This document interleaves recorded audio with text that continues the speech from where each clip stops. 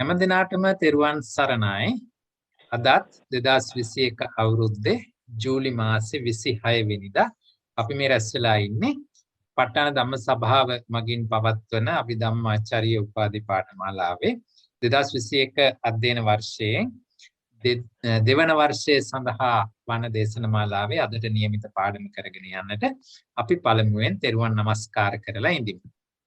සාදු සාදු සාදු. නමෝ තස්ස භගවතු අරහතෝ සම්මා සම්බුද්දස්ස. නමෝ තස්ස භගවතු අරහතෝ සම්මා සම්බුද්දස්ස. නමෝ තස්ස භගවතු අරහතෝ සම්මා සම්බුද්දස්ස.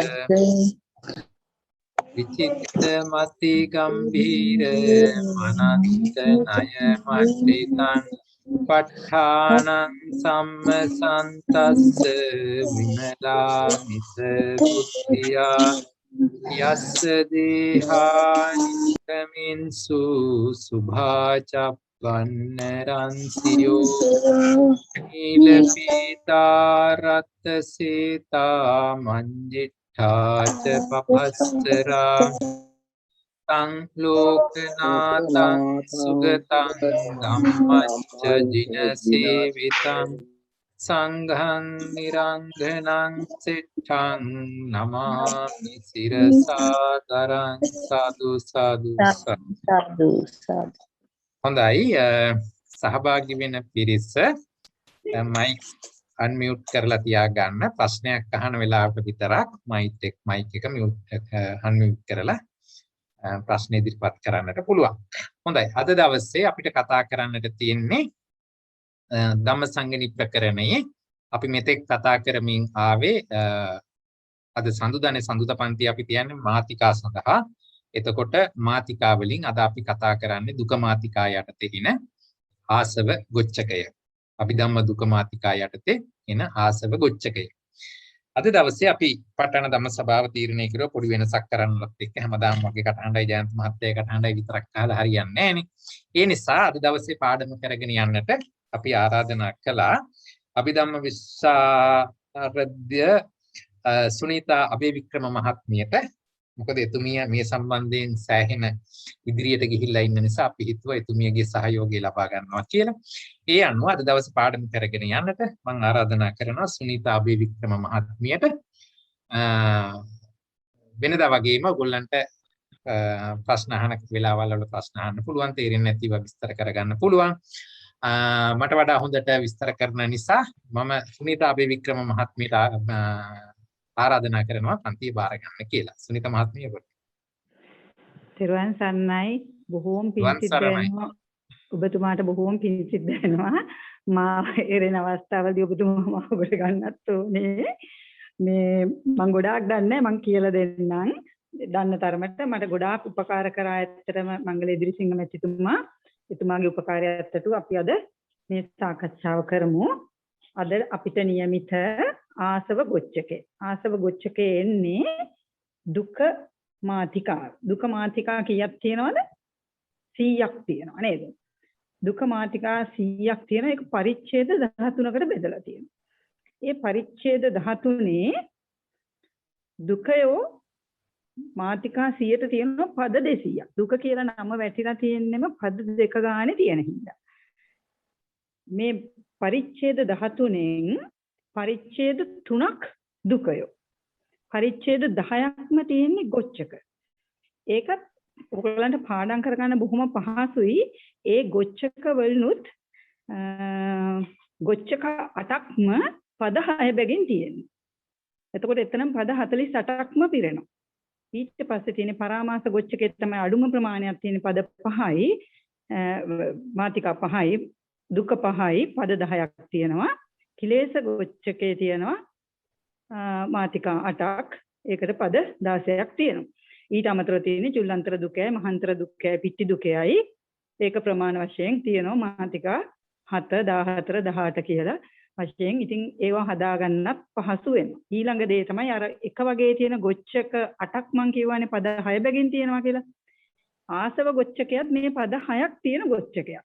එතකොට මේ ගොච්ඡකේ නම් හැදිච්ච හැටි බලාගත්තම ඒ ගොච්චක අටේම බොහෝ දුරට මේ ආකාරයටම තමයි පද බෙදිලා යන්නේ.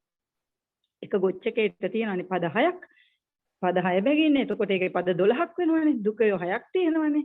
එතකොට ඒක ක්‍රමයේ දැනගත්තට පස්සේ ඒ එකම වගේ තියෙන ගොච්චක අටේම මාතිකා බෙදීම හොයාගන්න ඉතාම පහසු වෙනවා. අද එහෙනම් තියෙන්නේ ඔය ආසව ගොච්චකේ. ආසව ගොච්චකේට තියෙනවා දුකය 6යි. දුකය 6ක් හින්දා පද 12ක් තියෙනවා. අපි දැන් බලමු ආසව ගොච්චකේට තියෙන දුකය මොනවද කියලා. ඒ තමයි දැන් ඔබට පේනවා ආසවා ධම්මා, නොආසවා ධම්මා, සාසවා ධම්මා, අනාවාසවා ධම්මා, ආසව සම්පයුත්තා ධම්මා, ආසව විප්පයුත්තා ධම්මා. ඒ තුනත් ඕගලන් ඒ තුන මතක තියාගත්තොත් ආසව ධම්ම, සාසව ධම්ම, ආසව සම්පයුත්ත ධම්ම. හතරවෙනි පදේ හැදෙන්නේ පළවෙනි පදේ දෙවෙනි පදේ එකතු කරලා. ආසව චේව ධම්මා සාසවා. පස්වෙනි පදේ හැදෙන්නේ පළවෙනි පදේ හතරවෙනි පදේ තුන්වෙනි පදේ එකතු කරලා. ආසව චේව ධම්මා ආසව සම්පයුත්තා. ඒකේ නෙගටිව් ෆෝම් එක තමයි 6 වෙනි පදේ කියන්නේ. ඒකත් ඔළුවට ගත්තොත් එක ආකාරයකට තමයි ඒක හැදෙන්නේ. ආසව විප්පයුත්තා කෝපන ධම්මා සාසවාපි කියලා ඒ පදේ හැදෙන්නේ. එහෙම තමයි ආසව ගොච්චකේ පද 12 බෙදෙන්නේ. ආසව ධම්මා කිව්වොත් නොආසව ධම්මා, සාසව ධම්මා කිව්වොත් අනාසව ධම්මා, ආසව සම්පයුත්තා ධම්මා, ආසව විප්පයුත්තා ධම්මා, ආසව චේව ධම්මා සාසව ධම්මා, සාසව චේව ධම්මා නොචාසවා, ආසව චේව ධම්මා ආසව සම්පයුත්තාච, ආසව සම්පයුත්තා චේව ධම්මා නොආසවා, ආසව විප්පයුත්තා කෝපන ධම්මා සාසවාපි, ආසව විප්පයුත්තා කෝපන ධම්මා අනාසවාපි කියලා ඒ විදිහට තමයි පද 12ක් බෙදෙන්නේ. ඊළඟට අපි බලමු මේ ගොච්චකේ දැනගන්න ඉස්සෙල්ලා හැමතිස්සෙම ඕනම ගොච්චකයකට ඒ නාමයෙන් කියවෙන තේරුම ගැන අපි අවබෝධයක් ගන්න ඕනේ. ආශ්‍රව කියලා කියනකොට තමන්ගේ ඔළුවට කෙලින්ම යන්නේ මොන වගේ දෙයක්ද? ආශ්‍රව කිව්වහම ඔළුවට එන්නේ කෙලෙස්. ඔව් හරියට හරි. සරව කෙලෙස් ඒ වගේ දෙයක් තමයි එන්නේ. බලමු අපි ආශ්‍රව වලට කියලා තියෙන තේරුම මොනවද කියලා. ආශ්‍රව වලට අපේ භාවනා පොතේ දෙවෙනි පොතේ දීලා තියෙන තේරුම් ටිකක් ඔය පේනවා ඔයගලන්ට. පානය කළවුන් මත් කරවන නොඑක් පර පෙරාගත් සුරාවක් මෙන් సంతాනයන් තුල බොහෝ කාලයක් පල්වෙවි පවතිමින් පවත්නා සත්වයන් මුලා කරවන ධර්මය තමයි අපි ආශ්‍රවය කියලා කියන්නේ. කල් තියෙන පල්වෙවි පවතින පෙරාගත් සුරාවක් වගේ කියලා තමයි ආශ්‍රවයන්ට කියලා තියෙන්නේ. ඒ වගේම තමයි තමාද ගන්ධයෙන් යුතුවද තමා වසන సంతాනයේද ගන්ධයෙන් යුතු කරන්නා වූද ධර්මය. ඒ කියන්නේ මේක සුවඳ හමන දෙයක් නෙමෙයි නේද? කෙලෙස්නේ, කිලුටුනේ. තමා ළඟත් ගඳයි, තමා ඉන්න ඒ වසන సంతాනයත් ඒ සිතත් ගඳයි. ඒක තමයි ඒ කියන්නේ. ඒවෙන් කිලුටු කරනවා. ගඳයි කියලා කියන්නේ එතන කිලුටු කරනවා. තුවාලයකින් වැగిරෙන සරවමෙන් නොරැකී චක්කු ආදී ద్వාරයන්ගෙන් වැగిරෙන හේින්ද ආශ්‍රව කියලා කියනවා. සිත් අතුරින් මේ ආශ්‍රව මුළු අපේ සිත් පුරාම පැතිරලා තියෙනවා. අපේ හැමතිස්සෙම సంతානේ බොහෝ දුරට මේ පෘථග්ජන අපේ සිත්වල මේ ආශ්‍රවයන් පැතිරිලා තියෙනවා. කොච්චර දුරට පැතිරලා තියෙනවා කියනවා නම් මෙන්න මේ බලන්නකො. සිත් අතුරින් ගෝත්‍ර භූ සිත දක්වා වූ සියලු ලෞකික ධර්මයන් යටකොටද. ගෝත්‍ර භූ සිත කියලා කියන්නේ සෝවාන් මාර්ග සිත. ඉතින් ඒ වෙනකම්ම ගෝත්‍ර භූ සිත දක්වාම අපේ ආශ්‍රවයන් సంతානේ තියෙනවා. ඉපදෙන භූමි වශයෙන් නම් නේව සංඥායතනේ හෙවත් භවාග්‍රේ දක්වා.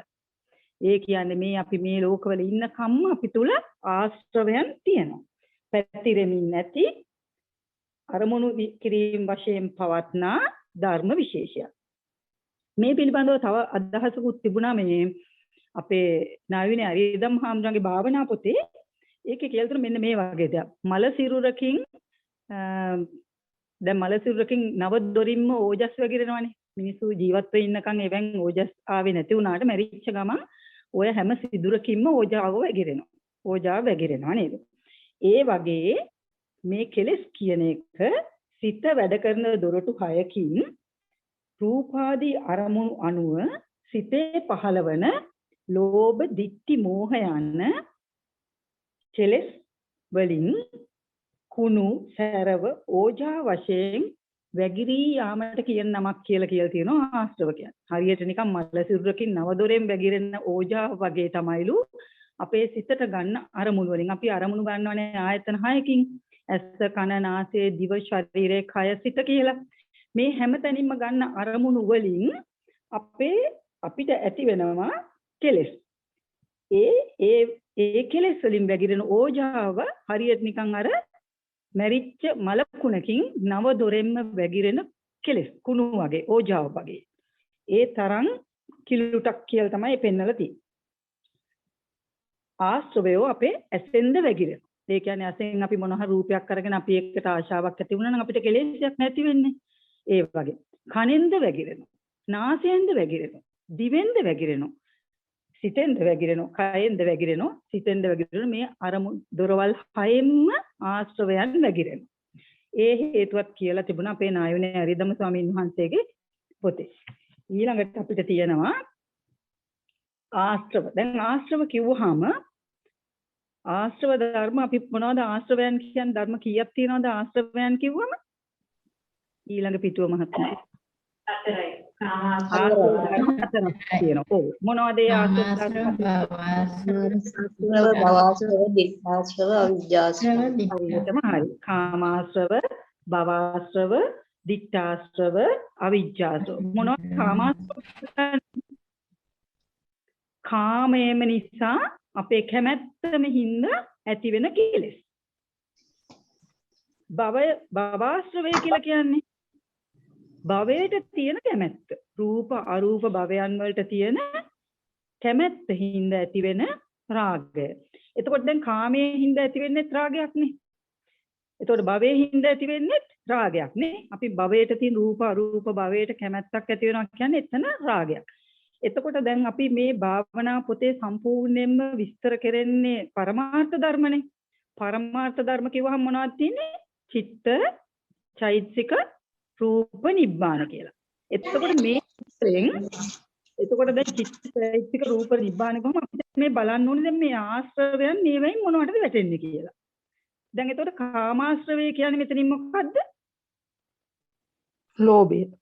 ලෝභ චෛතසිකේ. කාමය කියන්නේ කැමැත්තනේ. ලෝභයක් තමයි රාගයක් තමයි ඇති වෙන්නේ. ලෝභය රාගය ඇති වෙන්නේ ලෝභයෙන් හින්දානේ. එතකොට භවය ඇති වෙන්නේ භවආශ්‍රවය කියන්නේ. භවයන්ට තියෙන කැමැත්ත කියන්නේ ලෝභය. එතකොට දැන් අපේ පරමාර්ථ ධර්ම වලට මේකේ ආදානවා නම් අපිට එතන ඉතුරු වෙන්නේ දෙක වෙනුවෙන්ම ලෝභ චෛතසික. දිට්ඨාශ්‍රව. දිට්ඨාශ්‍රව කියලා කියන්නේ සියලු ආකාරයෙන්ම තියෙන දෘෂ්ටිගත වීම. දෙසටක් මිත්‍යා දෘෂ්ටි කියලා කියන්නේ සියලු ආකාරයෙන්ම තියෙන දෘෂ්ටිගත වීම. මේ පරමාර්ථ ධර්ම වලින් මේ දිට්ඨාශ්‍රවය ඉති වෙන්නේ මොකටද? දෘෂ්ටිගතයි. දැන් අපිට හම්බ වෙන චෛතසික දෙක. ලෝභ චෛතසිකය හම්බුණා, දිට්ඨි චෛතසිකය හම්බුණා.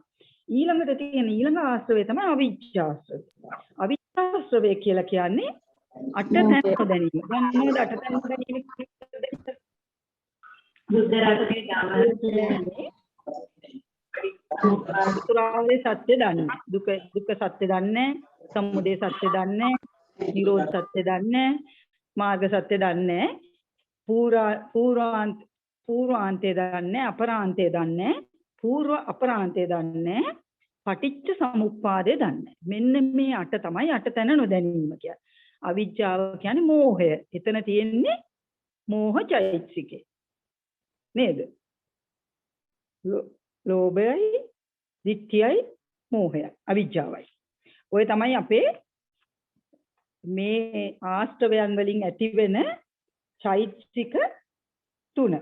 අපිට මේ ආශ්‍රවයන් 4ක් විදිහට තිබුණාට අපේ පරමාර්ථ ධර්ම වලට ගලපනකොට ඇති වෙන්නේ ලෝභ චෛතසිකයයි, දිට්ඨි චෛතසිකයයි, මෝහ චෛතසිකයයි. ඊළඟ එකේදී බැලුවොත් අපි ඊළඟ එකේදී කියනවා ආශ්‍රව.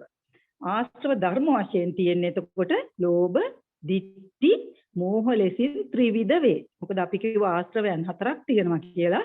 ඒ වුණාට අපි ඔය පරමාර්ථ ධර්ම වලට ගලපනකොට අපිට ගන්න වෙන්නේ ලෝභ, දිට්ඨිය, මෝහය කියන චෛතසික 3. ආකාර වශයෙන් චතුර්විධයි. ඒක හරි. ආකාර වශයෙන් චතුර්විධයි. ඒ තමයි ලියලා තියෙනවා කාමාශ්‍රව රූප ධර්මයන් මුල් කරගෙන ඇති වෙන කැමැත්ත. භව ආශ්‍රවේ රූපාරූප භවයන්හි ප්‍රාර්ථනා වශයෙන් පැවති යම් භව රාගයක්. භවයේ තියෙන කැමැත්තක් හෝ ශාස්ත්‍රත දෘෂ්ටි සහගත රාගය. ඇති බවට වන හැඟීම. අනිත්‍යයි කියලා දකින්නේ ඇති බවට. දික්ඨාසව වැරදි දෘෂ්ටිය මත පුද්ගල බව හමු වීම. අවිජ්ජාසව ඉහත සියලු ධර්මතා ඇතිවීමට මූලික හේතුව. මේ මෝහයනේ. මෝහය හැම සිතේම තියෙනවා කියලානේ අපි හැම තිස්සෙම අපි ළඟ තියෙනවා කියලානේ. අවිජ්ජාසව. ඊළඟ එකේදී යනවා. එතකොට දැන් ඔන්න අපේ අහලා තියෙන ප්‍රශ්නය. ද්වේෂ මාන ආදී අනෙක් අකුසලයෝ ආශ්‍රව නොවන්නේද? කියන්න බලන්න. ද්වේෂ මාන ආදී අනෙක් අකුසලයෝ ආශ්‍රව නොවන්නේද? ඒව එතකොට ආශ්‍රව නොවේද? එහෙනම් ඒව මොනවද? මේ ද්වේෂයයි මානයයි කියන අකුසලයෝ ඒව අකුසලයෝ. ආශ්‍රවයන් කියන අර වැగిරෙන ස්වභාව ඇති ආත්මනීය වශයෙන් ග්‍රහණ වශයෙන් විශේෂයෙන් පවතින ඒවානේ. අර මං කියේ නවදොරින්ම වැగిරෙනවා වගේ අපේ සිතේ වැగిර පවතින මත් කරවන අර්ථයෙන්ද වැగిර පවතින අර්ථයෙන්ද හින්දා ආශ්‍රවයන් තියෙන්නේ තුනයි. ලෝභ දිට්ඨි මෝහ. කාමාශ්‍රව ධර්ම වශයෙන් තිබුණ ආකාර වශයෙන් චතුර්විධයි. ඒක අපිට ආව ධර්ම වශයෙන් තුනයි කියලා. මේ ද්වේෂ මාන ආදී අකුසලයෝ අකුසල ඒත් ආශ්‍රව ගොඩට ඒකයිති වෙලා නැහැ. ලෝභ දිට්ඨි මෝහ ධර්මයෝම ආශ්‍රව නම් වෙත් කියලා බුදුරජාණන් වහන්සේ දේශනා කළා තියෙනවා. ඊළඟට මේ ආශ්‍රවයන්ගේ සමුච්ඡේද ප්‍රහාණය. දැන් එතකොට අපි ඇත්තටම මේ ධර්ම අවබෝධය ලබන්න නම් මේ කෙලෙස් ටික ප්‍රහාණය කරන්න ඕනේ. මේ කෙලෙස් ප්‍රහාණය කරන්න ඕන මේ දැන් අපි අඳුරගත්ත කෙලෙස් ටික මේවා කියලා මේ කෙලෙස් ටික අපි නැති කරගන්න ඕනේ. එහෙනම් කොහොමද මේවා සමුච්ඡේද වශයෙන් සමූල වශයෙන් අයින් කළා දාන්න පුළුවන් වෙන්නේ කොහොමද කියලා බලන්න ඕනේ. දිට්ඨාශ්‍රවය. දිට්ඨාශ්‍රවය නැති වෙන්නේ සෝවාන් මාර්ග නුවණින්. දස සංයෝජනවලදී ඔයගලන්ට මතක ඇතිනේ. මතකයි නේද? සක්කාය දිට්ඨි විචා සීලබ්බත පරමාර්ථයේ සංයෝජන ධර්ම තුන සෝවාන් මාර්ගයේදී ප්‍රහාණය වෙනවා. ඊට පස්සේ තියෙනවා කාමාශ්‍රවය අනාගාමී මාර්ග නුවණින්ද භවශ්‍රවය අවිජ්ජාශ්‍රවය අරහත්ත්වයෙන්ද ප්‍රහාණය වෙනවා. සමුච්ඡේද ප්‍රහාණය වෙන්නේ මෙන්න මේ ආකාරයට. ඒව ප්‍රහාණය කරන්න ඕනේ අපි ධර්මය අවබෝධ කරගන්න. මේ ආශ්‍රවයන් තියෙනකන් අපිට අවබෝධ කරන්න බෑනේ. කෙලෙස් තියෙනවානේ. ඒව නැති කරගන්න නම් ඒක ප්‍රහාණය කරන්නේ කොහොමද කියලා බලන්න ඕනේ. ප්‍රහාණය කරන්න නම් සෝවාන් මාර්ග නුවණ, එතනින් පස්සේ අනාගාමී මාර්ග නුවණ, එහෙම නැත්නම් එතනින් පස්සේ අරහත් මාර්ගය දක්වාම පැමිණෙන්න ඕනේ. සම්මූල වශයෙන් මේව ඝාතනය කරෙන්න. මේක අයින් වෙලාම යන්න ඕනේ. සමුච්ඡේද ප්‍රහාණයක් වෙන්න ඕන. ආනියේ ප්‍රශ්නයක් අහන්න ඕනේ. මෙතන මේ කාමාසනාගාමී ළඟට සකුදාගාමී නුවණින් මුකුත් මෙතන ඔව් මෙතන ඒකත් හොඳ ප්‍රශ්නයක්. සක්‍රුදාගාමී වලදී ඇත්තටම වෙන්නේ දැන් සක්කාය දිට්ඨි විචිකිච්ඡා සීලබ්බත පරාමාස කියන පළවෙනි සංයෝජන තුන සෝවාන් මාර්ගයේදී ප්‍රහාණය වෙනවානේ. ඊළඟට තියෙන්නේ කාමරාග භවරාග නේද? ඔව්නේ. කාමරාග පටිඝ රාග. කාමරාග පටිඝ. ඒ දෙක අඩාල වෙන එක විතරයි වෙන්නේ. සමුච්ඡේද ප්‍රහාණයක් වෙනවා. ඒ වෙයි බලයේ ඊළඟ සංයෝජන ලක්ෂණ දෙකේ බලයේ හීනීමක් තමයි සක්‍රුදාගාම මාර්ගයේදී සෝවාන් මාර්ගයේදී වගේ සම්පූර්ණ කිසිම ධර්මතාවයක් මේ ධර්මතාව තුනට අමතරව දැන් තමයි සෝවාන් වෙච්ච එකනේ සක්‍රුදාගාමනේ. එතකොට එයා ළඟ සක්කාය දිට්ඨි විචිකිච්ඡා සීලබ්බත පරාමාස කියන සංයෝජන ධර්ම තුන ප්‍රහාණය වෙලා ඉවරනේ. ඊට අමතරව ඊළඟට තියෙන කාමරාගය පටිඝයයි. ඒ සංයෝජන ධර්ම දෙක සමුච්ඡේද ප්‍රහාණයක් වෙන්නේ. හැබැයි ඒකේ තියෙන ආනන්තරික පාප ශක්තියෙම හීන වෙලා යනවා. ඒක කිසිම සමුච්ඡේද ප්‍රහාණය කියන එකට සක්‍රදාගාම මාර්ගයේ ලියන්න බෑ. ඇත්තටම සක්‍රදාගාම මාර්ගයේදී කිසිම සංයෝජන ධර්මයක් සමුච්ඡේද වශයෙන් ප්‍රහාණ වෙන්නේ නැහැ. හැබැයි ඒ ඊළඟ සංයෝජන ධර්ම දෙකේ ශක්තිය හීන කරනවා. ඒකේ බලය ගොඩාක් අඩු කරනවා. එහෙම නේද මැතිතුමනි? අපේ ගුරුතුමා හරි ඔබතුමී හරි ඉස්සරහට යන්න. ඊළඟට මේ ඒකෙදි ඊට පස්සේ අරහත් මාර්ගයේ තමයි සම්පූර්ණයෙන්ම භවශ්‍රවය විජ්ජාශ්‍රවය යන්නේ. ඒක හරිද ඔබතුමාට තේරුණාද කිව්ව දේ? සක්‍රීයදාගාම මාර්ගේ ගත්තේ නැත්තේ ඇයි කියලා අහපු තේරුණා. තිරුවන් සරණයි. ඊළඟ එකට ආශ්‍රවයන්ගේ සමුච්ඡේද ප්‍රහාණය ළඟට තියෙන්නේ ඊළඟ පිටුවට ආසව ගොච්චකේ. අපේ තියෙන්නේ මේ විපස්සනා භාවනා දෙක පොතේදී ආසවා ධම්මා නොආසවා ධම්මා කියලා දැන් ඔන්න ආසව දුකය. ආසව දුක්ඛේ පද දෙක තමයි මේ දක්වලා තියෙන්නේ. ආසවා ධම්මා නොආසවා ධම්මා කියලා. ඇත්තටම දැන් තමයි ඔන්න ගොච්චකේ පළමු දුක කරන්න පටන් ගත්තේ. මෙච්චරලා ඇත්තටම ආශ්‍රව කියන්නේ මොකද්ද කියන එක පැහැදිලි කිරීම විතරයි කරේ. දැන් ආසව ගොච්චකේ පළමු දුකය ආසවා ධම්මා. ආසව දුකය ආසවා ධම්මා නොආසවා ධම්මා කියලා මේ පද දෙක ගැන දැන් හැඳින්වීම කරනවා. ආසවා ධම්මා කියලා කියන්නේ බොහෝ කල් පල්ලු සුරා මේරයක් වැනි බැවින් ආශ්‍රව නම් වූද භූමි වශයෙන් භවාග්‍රය දක්වාද ධර්ම වශයෙන් ගෝත්‍ර වූ සිත දක්වාද වහනේ වෙමින් පවත්නා බැවින්ද ආශ්‍රව නම් වූ නිස්සත්ත නිජීව පරමාර්ථ ස්වභාව ධර්මයෝ ඇත්තාහ. නොආසවා ධම්මා කියන්නේ ඒකෙම අනිත් පැත්ත බොහෝ කල් පල්ලු සුරා මේරයක් වැනි නො භූමි වශයෙන් භවාග්‍රය දක්වා නැති ධර්ම වශයෙන් ගෝත්‍ර වූ සිත දක්වාත් වහනේ වෙමින් නොපවතින බැවින් ආශ්‍රව නම් නො නිස්සත්ත නිර්ජීව පරමාර්ථ ස්වභාව ධර්මයෝ කියලා නොආසවා ධර්මා කියන එක දක්වලා තියෙනවා. තේරුම දක්වලා තියෙනවා.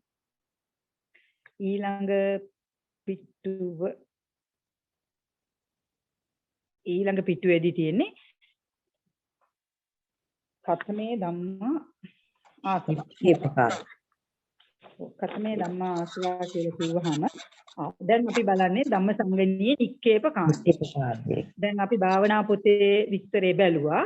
ධම්මසංගණීය නික්කේප කාණ්ඩේ 1101 ඡේදයේ. බලමු අපි ආසාව වලට මොනවද කියලා තියෙන්නේ. කතමේ ධම්මා ආසවා. මේ ආසවා කියලා කියන්නේ මොනවද? මේ ආසව මොන කවරේද? ආසව ධම්ම කවරේද? චත්තාරු ආසව.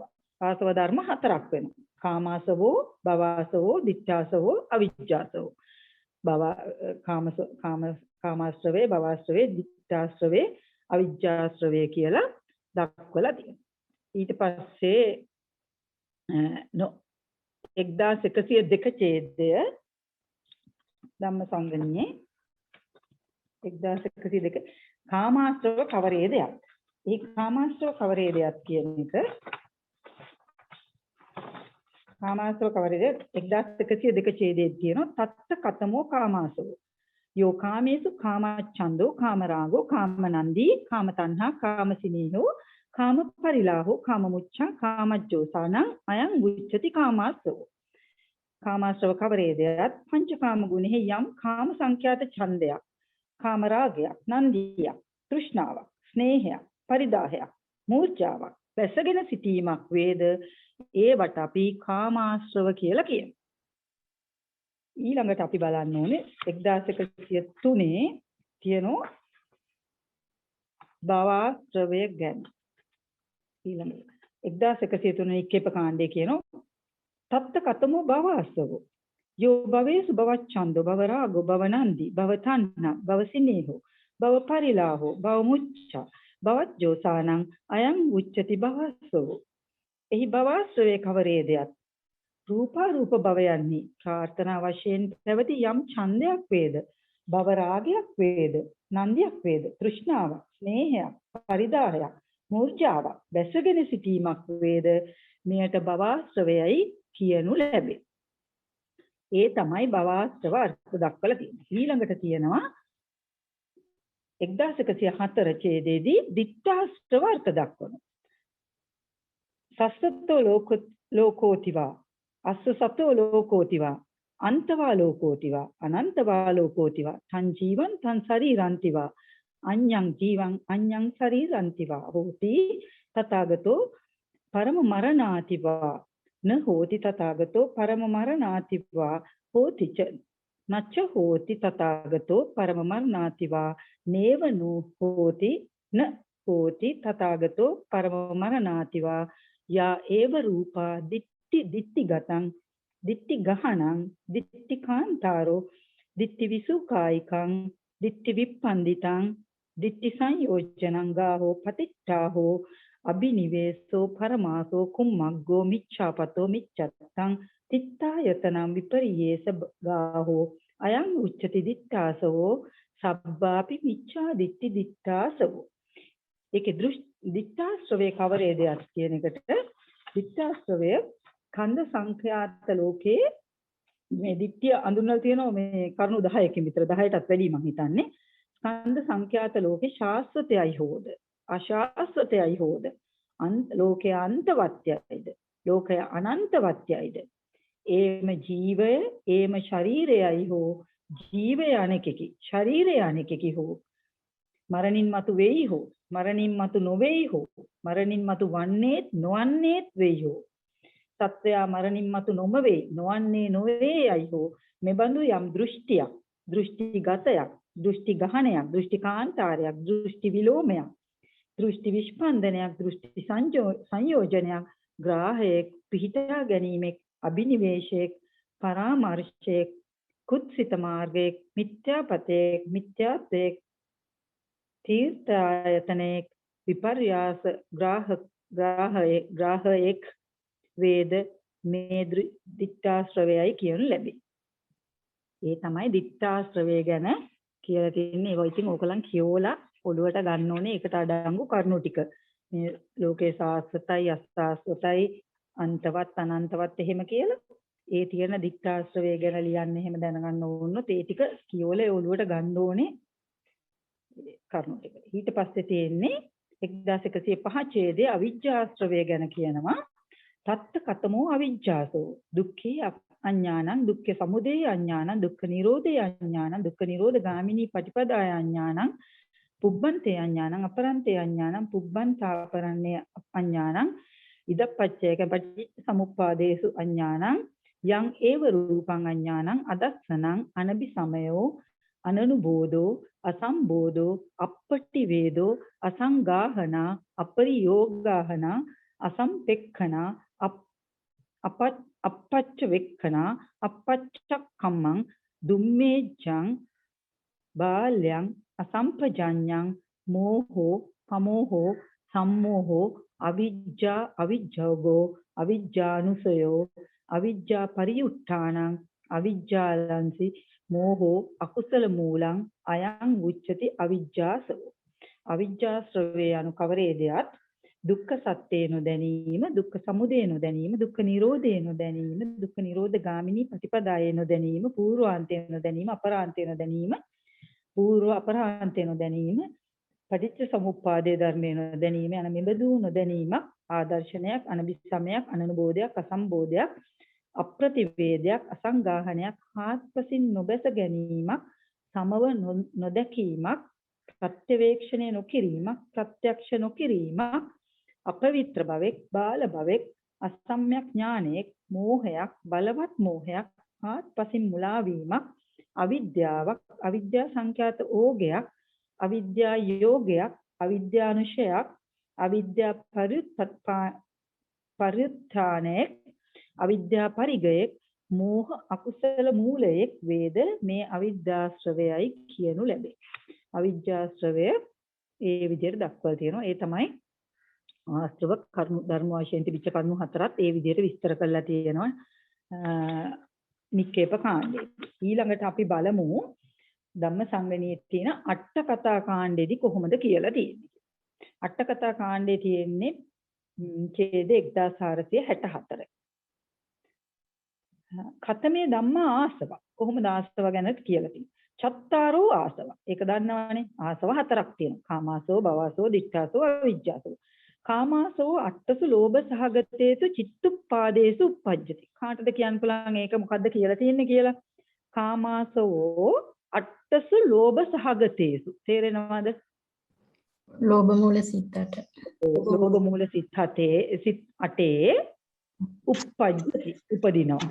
හරිද? කාමාසවේ උපදින්නේ අකුසල සිත් වලින් ලෝභ මූල සිත් 8 කාමාශ්‍රවය උපදිනවා. හරි නේද?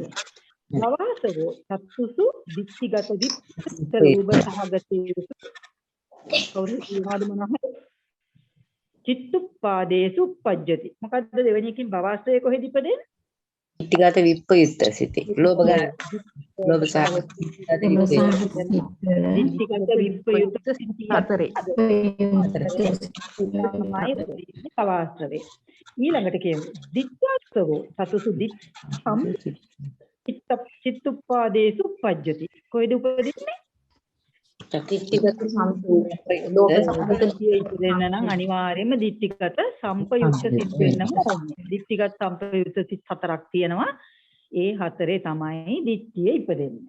අවිජ්ජාව කොහෙද ඉපදෙන්නේ? අවිජ්ජාසව සබ්බා සියලු කුසල් සිත් අකුසල සිත්වල මේ අපිට මෙතෙන්දි මංගලේදිරි සිංහ මැතිතුමාගෙන් පොඩි උපකාරයක් ඕනේ. සබ්බ කුසලේසු කිව්වහම සියලුම සිත් සියලු අකුසල කුසල එහෙනම් සියලුම සිත් නේද? කුසල සියලුම සිත් වල තියෙනවා නේද? සබ්බා කුසලේසු කිව්වහම සබ්බ අකුසල සියලුම අකුසල සිත්වල අවිජ්ජාසවය තියෙනවා. ඒ අර්ථයෙන් අරගන්න. සබ්බා කුසලේසු ගම සබ්බ අකුසල.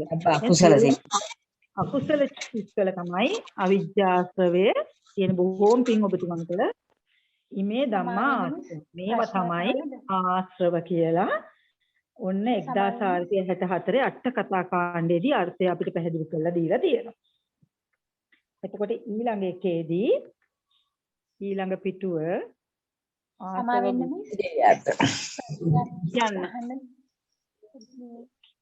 භවස්ත්‍රව ඉන්නේ ditthi විප්‍රයුක්ත සිත්වල විතරක් වෙන්නේ කොහොමද කියලා පොඩ්ඩක් පැහැදිලි. මෙහෙමනේ භවස්ත්‍රවේ ඉන්නේ ditthිගත ditthික විප්‍රයුක්ත කියන්නේ ditthි නෑ කියන එක. ඉතින් භවයේ තියෙන එකේ ditthිය නෑ නේද? එයාට තියෙන්නේ ලෝභ සිතක්. එයා භවයට තියෙන කැමැත්තනේ ලෝභයයි මෝහයයි එතන එන්නේ. ditthිගත සම්ප්‍රයුක්ත සිතේ විතරයි ditthිය තියෙන්නේ. ඒකනේ ඒක ditthියත් එක්ක සම්ප්‍රයුක්ත වෙලා තියෙනවානේ. ditthිය විප්‍රයුක්ත කියන්නේ ditthිය බැහැර කළානේ. එතන ditthිය නෑ. තේරුණාද? එතකොට අනිත් සිත්වල මේ භවස්ත්‍රව නැද්ද? ඒ කියන්නේ භවස්ත්‍රය කියන්නේ ලෝභයමනේ. භවයට තියෙන ඇලීමනේ. රූප අරූප භව වලට තියෙන කැමැත්ත. එතකොට ඒක මම හිතනවා මෙහිම උත්තර දුන්නොත් හොඳ වෙයි කියලා. දැන් කාමාසවයයි භවසවයයි කියන එක ඇත්තම දැන් අපි ළඟ නැද්ද? අපිට තියෙන කාමාසවය විතරද? දැන් අපිට කවුරු හරි පොල්ලකින් ගහන්න එනකොට අනියම්මෝ කියලා අපි මේ පණ බේරගෙන දුවන්නේ නැද්ද? ඒ කියන්නේ මේ ජීවත් වීමේ කාමාසව අපි ගාව නැද්ද? තියෙනවානේ. ඒ කියන්නේ මෙතනදී අපිට මේ කාමාසවය කියන එක කාම ධර්මයන් මුල් කරගෙන අපිට ලෝභය ප්‍රබලව ප්‍රකටව තියෙන නිසා අපි ළඟ තියෙන භවාසවය ඉදිරියට එන්නේ නැහැ. ඊට වඩා ප්‍රකටව කාමාසවය ඉදිරියට ඇවිල්ලා එයා තමයි පේන්න තියෙන්නේ. ඒ නිසායි එකපාරටම භවාසවය කියන එක ඉදිරිපත් වෙන්නේ නැතුව ඒක අර අරූප ලෝකවලට දාලා තියෙනවා. දැන් අරූප ලෝකයට යද්දී විවිච්ඡේව කාමේහි විවිච්ඡ අකුසලේහි ධම්මේහි කියලා කාමයන්ගෙන් වෙන් වෙච්ච වෙලාවේදී අර භවාශ්‍රවය බොහොම පහසුවෙන් ඉදිරියට එනවා. කාමාසවය තියෙන වෙලාවකදී එයා ප්‍රකටව පේන නිසා එතනදී ඒක පැහැදිලිව ඉදිරියට එනවා. දැන් මෙතනදී කියන්නේ කාමාසවය කියන එක ලෝභය. ලෝභය කියන දේ ලෝභ සහගත සිත් 8ේදී ප්‍රකටයි.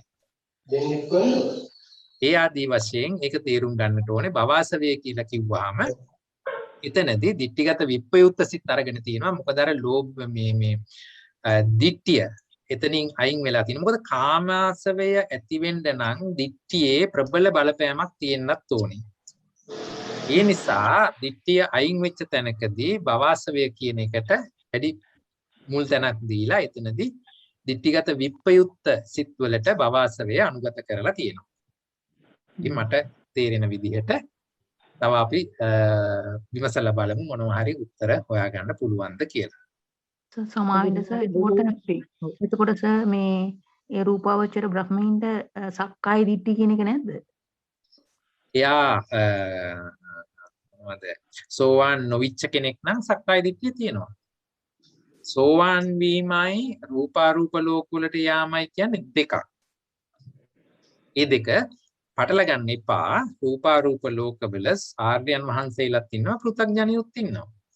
ආර්යයන් වහන්සේ කෙනෙක් රූපාරූප වල ඉන්නවා නම් පැහැදිලිවම ඔවුන්ට ලෝභය ඒ කියන්නේ කාමාශවය ඇති වෙන්න විදියක් නැහැ. ඒ වෙනුවෙන් මොකද ඒගොල්ල දැන් සංයෝජන තුනක් ප්‍රහාණය කරලානේ ආර්ය භාවයටපත් වෙන්නේ. සෝවාන් වුණත් අඩුම මට්ටම හිටියත්. නමුත් පෘථග්ජනෙක් හිතෙන ඉන්නවා නම් ඒ ලෝකවල පෘථග්ජන කෙනෙක් ඉන්නවා නම් ඔවුන්ට ඒ සංයෝජන ධර්ම මේ විදිහටම තියෙනවා. හොඳයි. බොහොම පිං ඔබතුමාට. බොහොම පැහැදිලි වුණා මට. බොහොම පිං සිද්ධ වෙනවා. අර ප්‍රශ්නේ හැමෙම එතුමියට පැහැදිලි වුණා නේද ඒක? ඔව් හොඳයි පැහැදිලි. ගුරුතුමා කියලා දුන්නානේ. ඔව්. එතෙන්දී ඒක ඇත්තටම වඩා ප්‍රකට වෙන දේ තමයි එතෙන්දී ඒක අරන් තියෙන්නේ කාමාශ්‍ර වේදිකාම මේකේ එහෙම. අවිජ්ජාශ්‍රවේ සියලු අකුසල සිත්වල තියෙනවා. ඒක තමයි ඒකෙන් කියන්නේ. ඊට පස්සේ ඊළඟ පිටුවේදී ඊළඟ පිටුවට දාගමු නේද? ඔව්. දැන් ආසව ගොච්ඡකය. ආසව ගොච්ඡකේ පළවෙනි පදේ දැන් අපි අභිදේයාර්ථ ගැන කියන්නේ. දැන් පළවෙනි පදයට තියෙන අභිදේයාර්ථ ගැන ආසවා ධම්මා කිව්වහම මේකෙන් කාට හරි අදහසක් තියෙනවද? ආසවා ධම්මා කිව්වහම එතෙන්දි තියෙන්නේ ඇත්තටම මේ චෛතසික තුන විතරයි. ලෝභයයි, ditthiyයි, මෝහයයි තමයි අභිදේයාර්ථ වලට මේ ධර්මතාව වලට තියෙන්නේ. ඒක දැන් අපි අභිදේයාර්ථ වලට බෙදුවාම ස්කන්ධ කීයක් තියෙනවද එතන? එකයි. සංස්කාර සංදේ තියෙනවා. ආයතන එකයි. දාන එකයි. කීයක් තියෙනවද? සත්‍ය කීයක් තියෙනවද? සත්‍ය දෙකයි. සත්‍ය දෙකක්. කොහොමද සත්‍ය දෙකක් උනේ? ලෝභය සත්‍ය දුක්ඛ සත්‍ය.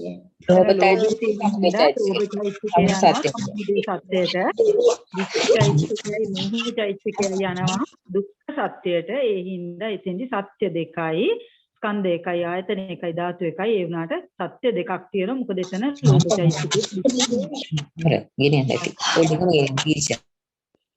නවරත්න මහත්මියගේ මයික් එක ඔන් වෙන හැම වෙලාවකම නොයිස් එකක් එනවා. කරුණා කරලා ඒක පොඩ්ඩක් විසඳා ගන්නවා නම් වඩා සුදුසුයි. ඊළඟට මේ ස්කන්ධාදී බෙදීම මම හිතනවා දැන් හැමෝටම පැහැදිලි වෙන්න ඇති. මම ගිය සතියේත් ඒක දීර්ඝව විස්තර කළා. තව දුරටත් ඒක පැහැදිලි නැති කෙනෙක් ඉන්නවා නම් ඇයි මේ විදිහට මේක බෙදුනේ කියලා යම් ගැටලුවක් තියෙන කෙනෙක් ඉන්නවා නම් ප්‍රශ්න කරන්න බලන්න. හොඳයි. නෑ වගේ. මෙතෙක් විස්තර කරපෝ. අහන්න සර්. හොඳයි. එහෙමනම් මම හිතන්නේ ප්‍රශ්නයක් නෑ වගේ. ඉදිරියට යන්න පුළුවන් අපිට. මංගල මහත්මයා අවසරයි මේ අර කලින් කිව්ව තැනදී අර භවආශ්‍රව ඒ පැත්තට පොඩ්ඩක් යන්න පුළුවන්. දෙකක් විතර පිළිපස්සට ස්ලයිඩ්ස් එක. ඒකෙදි තේරිච්ච එකක් මේ දැන් අපි බැලුවොත් එහෙම කාමාශවය කියන එක අනිවාර්යෙන් නැති වෙන්නෙම අනාගාමී අවස්ථාවෙන්නේ. අනාගාමී අවස්ථාව වෙනකොට කාමාශවය කියන එක සම්පූර්ණයෙන්ම දුර වෙලා තියෙනවා. අනාගාමී හැබැයි අනාගාමී ආර්යයන් වහන්සේට භවආශ්‍රවය තියෙනවා. හැබැයි උන්වහන්සේට මේ ditthi සාගත සිත් පහළ වෙන්නේ නැහැ නේ හිතෙන්නේ. නමුත් අර අපි සුද්ධාවාසයේ කියන්නේ ප්‍රතිසන්දිය ගන්න බලපාන එතකොට ditthිගත විප්‍රයුක්ත භවආශ්‍රවය තමයි එතනදී ditthිගත විප්‍රයුක්ත හිතවල ලැබෙන ලෝභය තමයි භවආශ්‍රවය වෙලා එතන ප්‍රතිසන්දිය ගන්න හේතු වෙන්නේ උපාදාන හැටියට. ඒ වගේ අදහසකුත් මතු වුණා. ඒකද දන්නේ මෙතන අර ඔබතුමා කිව්වනේ මේ අපිට සාමාන්‍ය පුතඥයෙකුට කාමාශ්‍රවය තිබ්බත් ප්‍රකටව භවආශ්‍රවයක් තියෙනවා. නමුත් ඒක කාමාශ්‍රවය වගේ ප්‍රකට නැති හින්දා අපි එතනදී කතා කරන්නේ නැහැ කියලා. ඒ වගේ මෙතනදිත් අර ඒ අනාගාමී තත්ත්වය බැලුවොත් එයා එතනදී කාමාශ්‍රවය කියන එක ඇත්තෙම නැහැ. ඒ වගේම ditthාශ්‍රවයක් නැහැ. නමුත් භවආශ්‍රවය තියෙනවා. ඒක හින්දා එතන ප්‍රතිසන්දියක් ගන්න බලපානවා වගේ හැඟීමකුත් ආවා. සඳහන් කරන්න කියලා හිතුණා. ඔබතුමාට බොහෝම පිං බොහොම ලස්සන පැහැදිලි කිරීමක්. බොහොම පිං ඔබතුමාට. හොඳයි ඉදිරියට යමු සමාවෙන්න. සමා වෙන්න මට දැනගන්න පුළුවන්ද භවආශ්‍රව කියන්නේ රූප අරූප ලෝකවලට තියෙන කැමැත්ත විතරද? එහෙමම නැහැ. ඒක අනිකුත් එතනදී ප්‍රකට වෙනවා තමයි. මොකද අර අනිකුත් ඒවා නැති නිසා අර දැන් දවල්ට ඉර තියෙන නිසා හඳ තිබුණත් පේන්නේ නැහැ. ඒ වගේ නමුත් ඉර නැති වෙච්ච රාත්‍රියට හඳ පේනවා වගේ දැන් අපි රූපාරූප ලෝකෙක ඉන්න සත්වයක් සලකපුවාම ඔහුට කාමාශ්‍රව නැති වෙනකොට අනිවාර්යයෙන්ම භවආශ්‍රවය පැහැදිලිව පේන්න ගන්නවා. ඊට අමතරව තව එතනින් එහාට ගියොත් අපි ආර්යයන් වහන්සේලා ගැන කතා කරනවා නම් එවැනි ස්වභාවවලදී අර ඉස්සෙල්ලා මතක් කළා වගේ දැන් අනාගාමීන් වහන්සේට එතනදී එතකොට අනාගාමී කියන්නේ තව ප්‍රතිසන්දි තියෙනවා ඉස්සරහට. එහෙමනම් මේ ප්‍රතිසන්දි ලබා දෙන්නේ කොහොමද? එවැනි තැන් විස්තර කිරීමේදී ඒක ඕලාරික මට්ටමේ තියෙන කාමරාගය නෙමෙයි භවආශ්‍රව මට්ටමේ තියෙන කාමරාගය භවආශ්‍රව මට්ටමේ තියෙනතොර භවරාගයක් හැටියට ඉදිරිපත් වෙන දේ වෙන්නට ඕනේ. එවැනි අර්ථ දැක්වීමක් තමයි එතන ගන්නට තියෙන්නේ. පැහැදිලිද ඒක? මේ තේරුම් ගන්නසව අපි එහෙනම් ඊළඟට දැන් ආයිත් පළවෙනි එකටම දාවේ ආසෝද දෙවෙනි පදයේ සලකමු නොආසවා. දැන් ඒකේ නොආසවා ධම්මා. දැන් අපි පළවෙනි පදය ගැන කිව්වනේ. නොආසවා ධම්මා පළවෙනි දුකේ තියෙන දෙවෙනි පදය. බොහෝ කල් පල්ලු සුරාමේරයක් වැනි නෝද භූමි වශයෙන් භවග්‍රේ දක්වත් ධර්ම වශයෙන් ගෝත්‍ර බුසිත් දක්වාද වහනේ වෙමින් නොපවතින. බැවින්ද ආශ්‍රව නම් නො නිස්සත්ත නිර්ජීව පරමාර්ථ ස්වභාව ධර්මය අත්තාහ කියලා අර ඉස්සිල පදයේ අනිත් පැත්ත දැන් දෙවෙනි පදයේදී අපි සාකච්ඡා කරන්නේ. එතකොට දැන් මෙතෙන්දී ඊළඟ ස්ලයිඩ් එකට ඛතමේ ධම්මා අපි දැන් ඒක නික්කේප කාණ්ඩයට අනුව බලමු. ඛතමේ ධම්මා නොආසවා 1106 ඡේදය. ඒකේ කියනවා තේ ධම්මේ ඨපෙත්වා අවශේෂා කුසලාභ්‍යකෘතා ධම්මා කාමා වචරා රූපා වචරා අරූපා වචරා අපරියාපන්නා වේදනා කන්දෝ පේයාලමක් විඥානක් කන්දෝ සබ්බංච රූපං අසංඛතාච ධාතු ඉමේ ධම්මා නොආසවා. කවර ධර්මයෝ ආශ්‍රව නොආ ඌහෝ වෙතිද යත්. ඒ ආශ්‍රව ධර්මයන් තබා ඒ ආශ්‍රව ධර්මයන් හැර කාමාවචර රූපාවචර අරූපාවචර අපරියාපන්න වූ අවශේෂ කුසල අකුසල අව්‍යාකෘත ධර්මයෝය. එතකොට ආශ්‍රව ධර්ම හැර ඉති ධර්ම වේදනා ස්කන්ධය ඉනම් පේයාලමද්දාර විඥාන ස්කන්ධ සියලු රූප අසංකත ධාතුව ධාන මේ ධර්මයෝ ආශ්‍රව නොවූ. දැන් මොනවද ආශ්‍රව නොවන ධර්ම කියලා කිව්වහම අහුවාම කියනවා අර ආශ්‍රව ධර්මයන් හැර අපරියාපන්න වූ අවශේෂ කුසල අකුසල අව්‍යාකෘත සියලුම ධර්මයන් ටික නොආසවා ධම්මා යන කාණ්ඩයේ අර්ථයට වැටෙනවා කියලා. ඊළඟ එක මාවෙන්න මෑණියනි මෙතනද මේ අර අව්‍යාකෘත කියන එක පොඩ්ඩක් ක්‍රියා නේද ඒක? ඔව් කුසල අකුසල අව්‍යාකෘත ධර්මය කියන්නේ විපාක ක්‍රියා විපාකයි ක්‍රියා එක්ක වෙලා තමයි එතන අව්‍යාකෘත ධර්මය කියන්නේ. කුසල අකුසල අව්‍යාකෘත සියලුම ධර්ම එතකොට.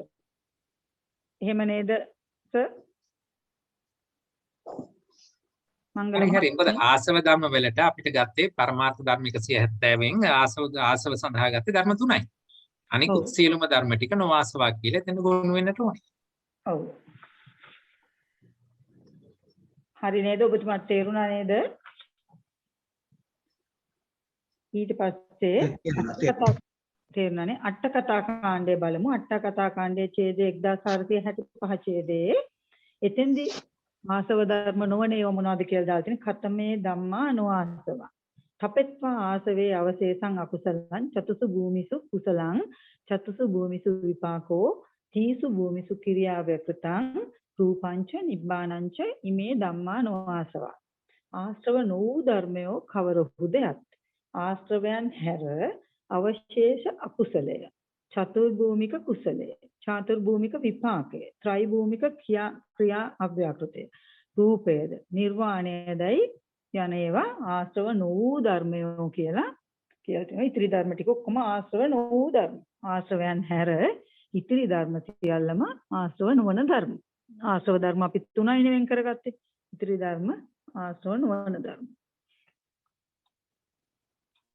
ඊළඟ එක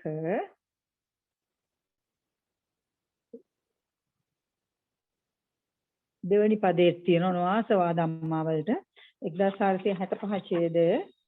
ඒකම තමයිනේ අපි දැන් කරේ නේද 1400. ඔව්. තපෙත්ව ආසවේ අවශේෂං ආදන් ඒකේ අපි බලමු අභිදෙය්‍යාර්ථ. තපෙත්ව ආසවේ අවශේෂං අකුසලං චතුසු භූමිසු කුසලං චතුසු භූමිසු විපාකෝ තීසු භූමිසු ක්‍රියාව අව්‍යකෘතං රූපංච නිබ්බානංච ඉමේ ධම්මනවාසව අභිදෙය්‍යාර්ථ වලට තියෙනවා. එතකොට දැන් අපිට නැහැයි කියලා කිව්වේ ආශ්‍රව ධර්ම 3 විතරනේ. එහෙනම් අකුසල සිත් 12 තියෙනවා, කුසල සිත් 21 තියෙනවා, විපාක සිත් 36 තියෙනවා, ක්‍රියා සිත් 20ක් තියෙනවා, රූප 28යි, නිර්වාණයයි. සියලුම සිත් මෙතන තියෙනවා. සිත් 89 මෙතන තියෙනවා. සියලුම සිත් තියෙනවා. මොකද ආශ්‍රව ධර්මයන්ට ගියේ අර ලෝභ, ditthi, මෝහ කියන ඒ චෛතසික 3 විතරක් හින්දා. එතකොට මෙතෙන්දි චෛතසික වලට අයිති වෙන්නේ මොනවද? චෛතසික කීයක් අයිති වෙනවද? චෛතසික තියෙන්නේ 49. ඔව් 52න් ඇයි එහා පැත්තට ගියානේ අපිට ආශ්‍රව ධර්ම වලට ගියානේ ලෝභයයි, ditthiyයි, මෝහයයි. ඒ 3 වර්ජිත ඉතිරි චෛතසික 49 තමයි නොආසවා ධම්මා වලට. අනේවා ආශ්‍රව නෙමෙයිනේ. ආශ්‍රව නොවන ධර්ම වලට. එලිම ඩිරෙක්ට් ආශ්‍රවමනේ ලෝභයයි, ditthiyයි, මෝහයයි. එතකොට පරමාර්ථ ධර්ම වල චෛතසික වලින් ඒ ධර්ම 3 ආසවා ධර්ම වලට ගියා. නොආසවා ධම්ම වලට ඉතුරු වෙන්නේ ඉතිරි චෛතසික 49. රූප 28යි නිර්වාණය. ඒ තමයි දෙවෙනි පදේ. එතනදි ගැටලුවක් නෑ නේද? ඊළඟ එක පරමාර්ථ ධර්ම බෙදෙන හැටි කියලා තියෙනවා ආසව දුකේ පැහැදිලිවම.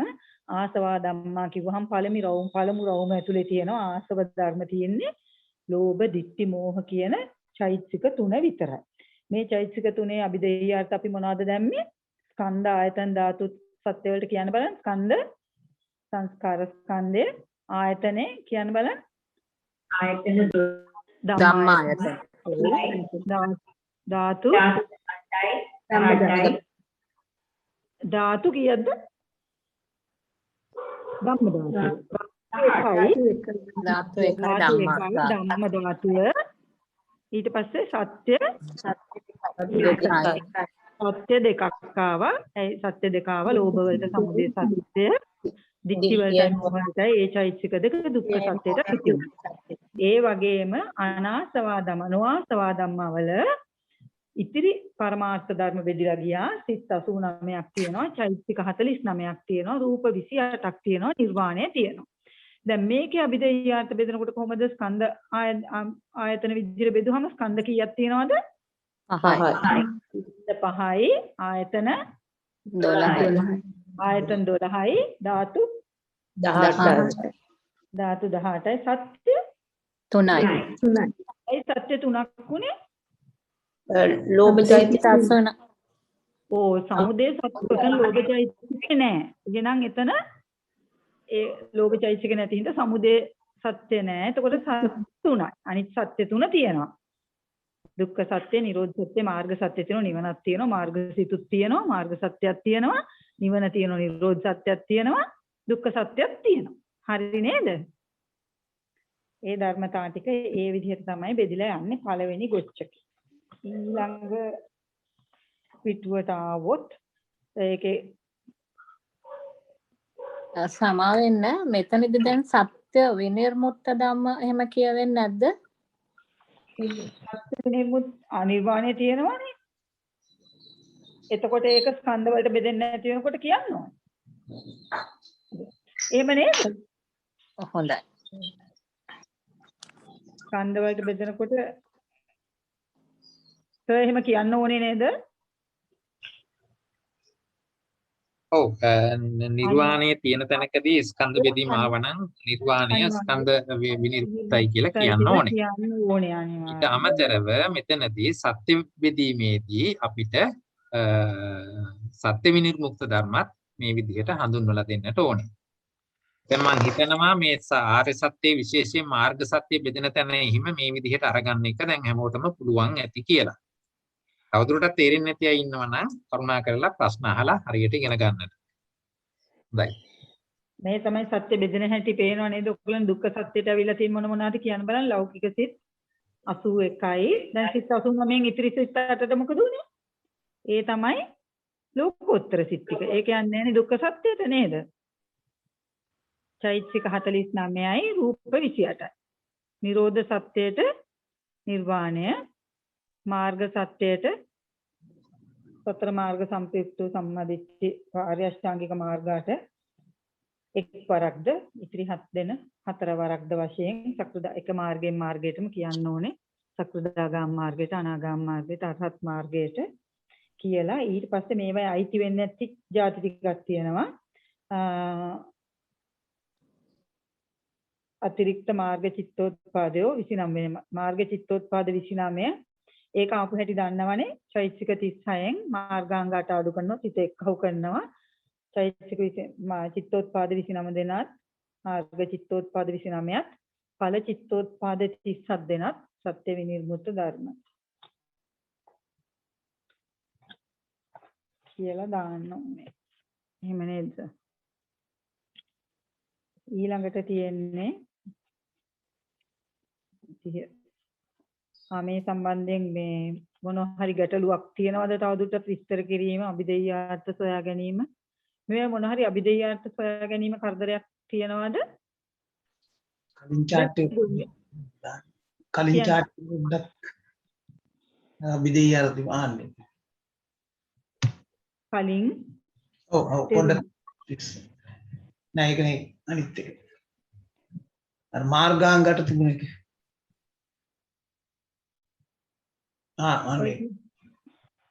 ඒ සත්‍ය 4 ගැන ඒ කියලා තියෙන සත්‍ය තුන් වැදෑරුම් වෙච්ච හැටි.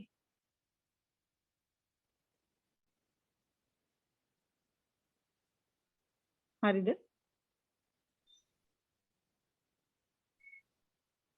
හරි. මේවා ඔයගොල්ලෝ ගෙදරදී ශබ්දලක් කරලා බලන්න. එතකොට මේවා පුහුණු වෙනවා. පරක් දෙකක් කරනකොට මේ රටාව හිතට එනවා. මේක එතකොට ලේසි. ඊට පස්සේ ඊළඟට තියෙන්නේ දෙවනි දුක. අපි ආසව ගොච්චකේ තියෙන දෙවනි මාතුකා මේ දෙවනි දුකය. ඒක සාසව දුකය. දැන් සාසව දුකය කියනකොට මුලින්ම බලන්න ඕනේ ආසවයි සාසවයි අතර තියෙන වෙනස මොකක්ද කියලා. දැන් පළවෙනි එක ආසව දුකය කියලා ආවා, දෙවෙනි එක සාසව දුකය කියලා ආවා. එතකොට තමයි අපිට මේ ධර්මතා අඳුර ගන්න පුළුවන් වෙන්නේ. ආසව දුකය කියලා කිව්වේ අපි කියවනේ ආශ්‍රවයන් අර පල්ලු මීරා වගේ පල්ලුරා වගේ බොහෝ කාලයක් තිස්සේ වැగిරෙන කෙලෙස් කියලානේ අපි කිව්වේ. සාසවා කියලා කියන්නේ අරමුණු වීම වශයෙන් ආශ්‍රවයන් සමග පවතින්නේ සාශ්‍රවයි. සහ ආසවෙහි යෝවත්තේති සෝ සාසවෝ කියලා දාලා තිනවා. ආශ්‍රවයන් සමග මිශ්‍ර වූ, ආශ්‍රවයන්ට අරමුණු වූ, ආශ්‍රවයන්ට ගොදුරු වූ කියන අර්ථය තමයි මේ සාසව කියන එක. ඒ කියන්නේ ආසව කියන එකට වඩා තව වැඩි යමක් තියෙනවා. ඒකේ සාසව. තව වචනයක් වැඩි වෙලා වගේ නිකන් ඊටත් වඩා ගැඹුරට ආශ්‍රවයන් සමග මිශ්‍ර වෙලා, ආශ්‍රවයන්ට අරමුණු වෙලා, ආශ්‍රවයන්ට ගොදුරු වූ කියන අර්ථය. හැබැයි බොහෝ විට ආශ්‍රවයන්ට අරමුණු යයි සැලකීම වඩා යෝග්‍ය වේ කියලාම දක්වලා තියෙනවා. මොකද ඇත්තටම භාවනා පොතේ හැමතැනම තිබුණෙත් ආශ්‍රවයන්ට අරමුණු කියන වචනේ තමයි සාසව කියන වචනේ තේරුමට අරන් තිබුණේ. එතකොට අපි බලමු සාසවා ධම්මා කියන්නේ මොකක්ද කියලා. කතමේ ධම්මා සාසවා. අට්ඨකථා කාණ්ඩයේදී විග්‍රහ කරනවා. තීසු භූමිසු කුසලං අකුසලං කතමේ ධම්ම මම බලන තැන වැරදි වගේ නේ. සාසවා ධම්ම කතමේ ධම්මා නෑ සාසවා ධම්ම මුලින් ටිකක් තියෙනව නේද කියන්නේ. උනාට මම ඒක කිව්වේ නෑ. උතරින් කියමු සාසවා ධම්මා කතමේ ධම්මා සාසව කුසල කුසල ව්‍යකතං ධම්මා කාමාවචරං ධම්මා කාමාවචරා රූපාවචරා රූපාවචරා රූපස්කන්ධෝ වේයාලමක් විඥානස්කන්ධෝ ීමේ ධම්මා සාසව. මේ තමයි සාසව ධම්ම කියලා කියන්නේ කියලා තියෙනවා. කුසල අකුසල සම්පූර්ණ ධර්ම වල නේද කියලා තියෙනවා. දෙවනි පදේ. ඒක සිංහල තේරුම තියෙන තැන නැද්ද සෝතන? කතමේ ධම්මා සාසව කුසල කාමාවචර කුසල අකුසල අව්‍යාකෘත ධර්මයන්ගේ කාමාවචර රූපාවචර අරූපාවචර රූපස්කන්ධ වේදනාස්කන්ධ විඥානස්කන්ධ ආදී මේ ධම්මා සාසව මේවා තමයි ඔක්කොම ආශ්‍රව වලට අරමුණු වන ධර්ම තමයි කතමේ ධම්මා සාසවා කියලා කියනවා. ඊට පස්සේ කියනවා කතමේ ධම්මා අනාසවා අපරියාපන්නා මග්ගාච. එතකොට ආශ්‍රව කතමේ ධම්මා අනාසවා. අනාසවා කියන්නේ අරමුණු නොවන ධර්ම. අරමුණු නොවන ධර්ම මොනවද කියලා ඇහුවොත් ආශ්‍රවයන්ට අරමුණු නොවන ධර්ම මොනවද කියලා ඇහුවොත් අපරියාපන්නා මග්ගාච මග්ගඵලානි අසංකතාච ධාතු ඉමේ ධම්මා අනාසවා. අනාසව ධර්ම තමයි ඇත්තටම ලෝකෝත්තර ධර්ම. මාර්ග සිත්තිකයි ඵල සිත්තිකයි තමයි ආශ්‍රවයන්ට අරමුණු නොවන ධර්ම ටික තමයි මග්ගඵලානිච අසංකතාච ධම්මා අපරියාපන්න මග්ගාච මග්ගඵලානිච අසංකතාච ධම්මා ධාතු ඉමේ ධම්මා අනාසවා කියලා කියලා තියෙනවා. ඒක තමයි සාසවා ධම්මයි අනාසවා ධම්මයි වල තියෙන අනාසව ධර්මය කියලා කියන්නේ අපරියාපන්න වූ සතර මාර්ග සතර ඵල නිර්වාණය මේවා තමයි අනාසව ධර්ම. සාස්ත්‍රව ධර්ම කියලා කියන්නේ භූමි තුනේම කුසල ධර්ම අකුසලයේ විපාක ධර්ම ක්‍රියා අව්‍යාකෘත හැම සියලුම රූප ඒව සියල්ලම සාසව ධර්ම. ඒ කියන්නේ සියල්ලම ආශ්‍රවයන්ට අරමුණු වන ධර්ම. ආශ්‍රවයන්ට අරමුණු නොවෙන්නේ ලෝකෝත්තර ධර්ම ටික විතරයි. ඒ තමයි අපරියාපන්න වූ සතර මාර්ග සතර ඵල නිර්වාණය ආදී ධර්ම තමයි අනාසව ධර්ම වෙන්නේ. අනිත් සියල්ලම ආශ්‍රවයන්ට අරමුණු වෙන ධර්ම වෙනවා. ඊළඟට තියෙනවා කතමේ ධම්මා සාසව තීසු භූමිසං කුසලං තීසු භූමිසු කුසලං අකුසලං තීසු භූමිසු විපාකෝ තීසු භූමිසු ක්‍රියාවකතං සබ්බංච රූපං ඉමේ ධම්මා සාසව. ආශ්‍රව සහිත ආශ්‍රවයට අරමුණු වන ධර්මය කවුද කියලා කියනවා නම් තුන් භූමියේම කුසල ධර්ම අකුසල විපාක ක්‍රියා අව්‍යාකෘත සියලුම රූප මේවා සියල්ලම සාස්ත්‍රව ධර්මය. කතමේ ධම්මා අනාසවා කියලා කියනවා චත්තාරෝ මග්ගා අපරියාපන්නා චත්තාරි සාමාන්‍ය ඵලානි නිබ්බානංච ඉමේ ධම්මා අනාසවා. අනාසව ධර්මය කියන්නේ අපරියාපන්න වූ සතර මාර්ග සතර ඵල නිර්වාණය ඒ ධර්මතා තමයි අනාශ්‍රව ධර්මය. ඊළඟට තියෙන්නේ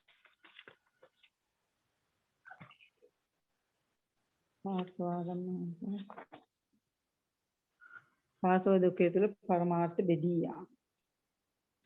සාසව ධර්මයේ එතකොට පරමාර්ථ බෙදෙන්නේ සාසව ධර්ම වලට අරමුණු වෙනවා සියලුම දේවල් ලෝකෝත්තර ධර්ම හැරුණාම. එතකොට සිත් කීයක් තියෙනවද? ලෞකික සිත් 82ක් තියෙනවා. එතකොට චෛතසිකත් 52ක් තියෙනවා. රූප 28 තියෙනවා. මේවා තමයි සාසව ආසව ධර්ම වලට අරමුණු වෙනවා සියලුම දේවල්. අනාසව ධම්ම වලට තියෙන්නේ ලෝකෝත්තර සිත් 8යි චෛතසික 36යි නිර්වාණය. එතකොට දැන් අපිට පුළුවන් වෙන්න ඕනේ ඊට පස්සේ වෙයි ස්කන්ධ ආයතන ආදී විදිහට ඒවා බෙදා දක්වන්න. සාසව දුකේදී ලෞකික සිත් 81යි චෛතසික 52යි රූප 28යි තියෙන තැනදී අපි අභිදේයාර්ථ වලට බෙදුවොත් ස්කන්ධ කීයක් තියෙනවද එතන? සාසවා ධම්මාවලදී ආයතන 12යි ධාතු 18යි සත්‍ය දෙක මොනවාද? දුක්ඛ සත්‍යයි සමුදය සත්‍ය. අනාසවා ධම්මවල තියෙන්නේ ලෝකෝත්තර සිත් 8යි චෛතසික 36යි නිර්වාණයයි. එතෙන්දී අපි ස්කන්ධ ආයතන ධාතු විදිහට බෙදලා දැම්මොත් කොහොමද වෙන්නේ? ස්කන්ධ කීයක් තියෙනවද? 4යි. මොන ස්කන්ධෙද නැත්තේ? රූපස්කන්ධේ රූපස්කන්ධේ නැහැ. ආයතන රූපස්කන්ධය ඔව් ඊට පස්සේ ආයතන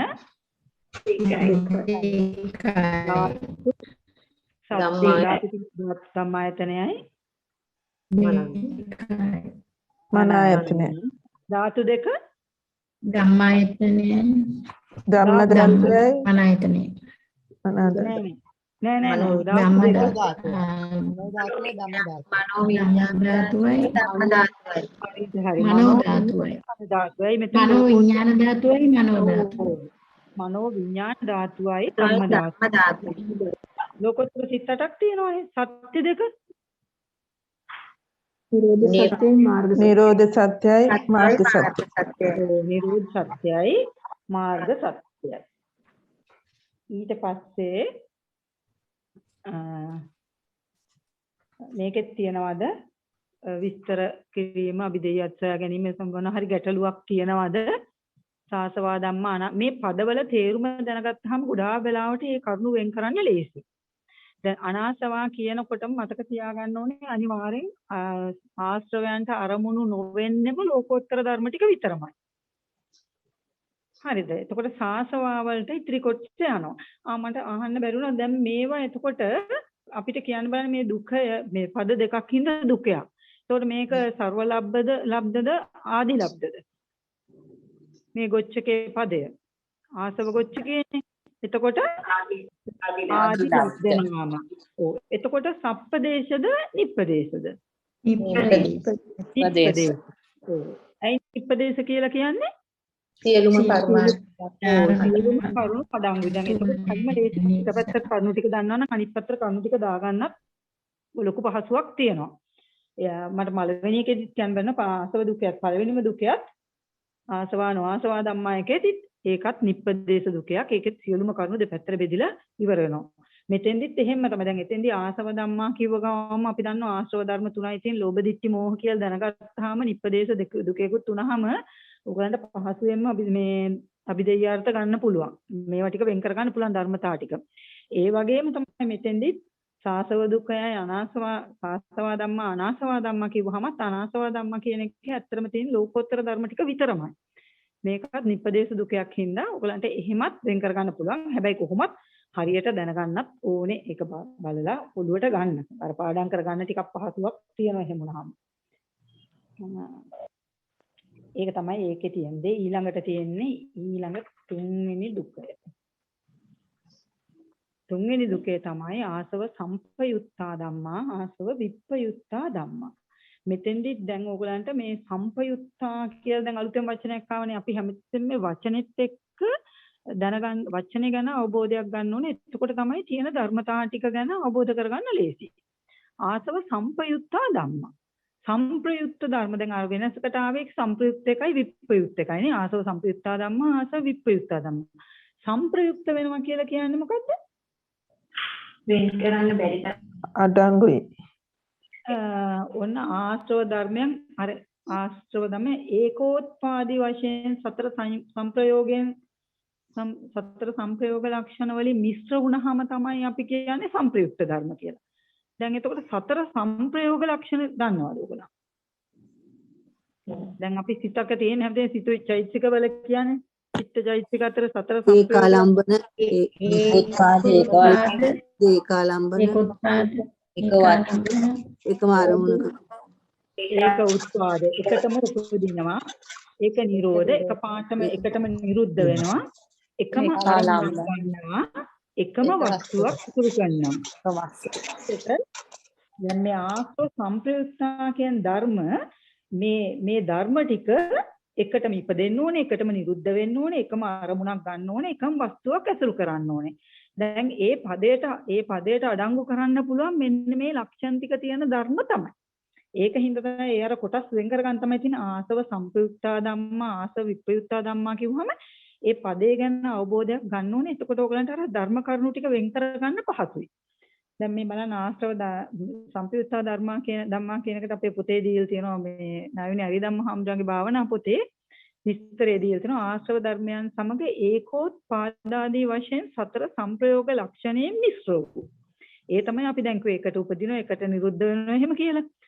නිස්සත්ත්ව නිර්ජීව පරමාර්ථ ස්වභාව ධර්මය ඇත්තා. එතකොට ආසව විප්‍රයුක්ත ධම්මා කියන්නේ ඒ ආශ්‍රව ධර්මයන් සමග අයින් වෙලා මිශ්‍ර වෙලා නැහැ. මිශ්‍ර වෙන්නේ නැතුව නිස්සත්ත්ව නිර්ජීව පරමාර්ථ ස්වභාව ධර්මය ඇත්තා. ඒ තමයි මේ පද දෙකේ තේරුම යන්නේ. ඒ විදිහට තමයි. ඊට පස්සේ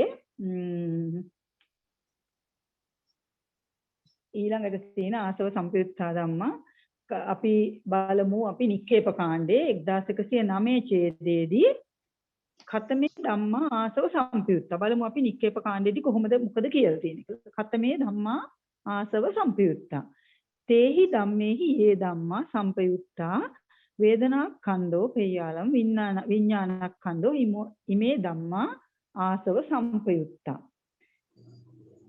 කවර ධර්මය ආශ්‍රව සම්ප්‍රයුක්තද? යම් ධර්ම කෙනෙක් ඒ ආශ්‍රව ධර්මයන් සමග සම්ප්‍රයුක්ත වූවාහුද? වේදනා ස්කන්ධේ, පේයාල විඥාන ස්කන්ධේ යන මේ ධර්මයෝ ආශ්‍රව සම්ප්‍රයුක්තය.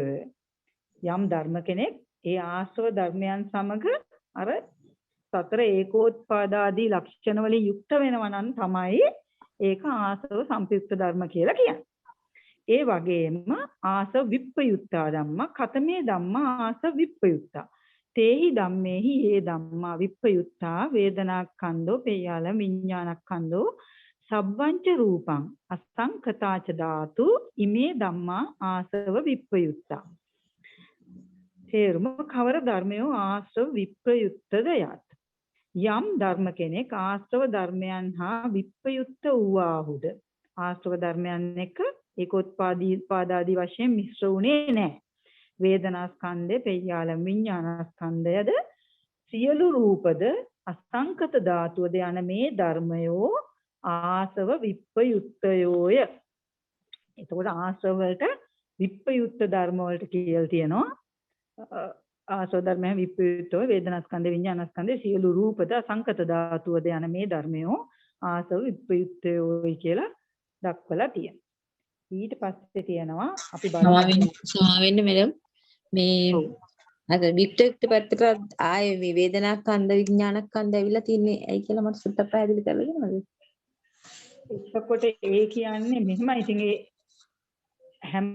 හැම ධර්මයක් එක හැම පදයක්ම හැම එකක් එක්කම දැන් අපි හිතමු දැන් මෝහ සිත්ම තියෙන මෝහය විතරක්නේ. ඒක කිසිම දෙයක් සම්ප්‍රයුක්ත වෙලා නැහැනේ.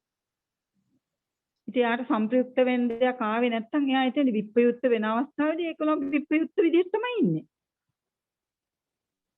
ධර්මයක් සම්ප්‍රයුක්ත වුණේ නැත්නම්.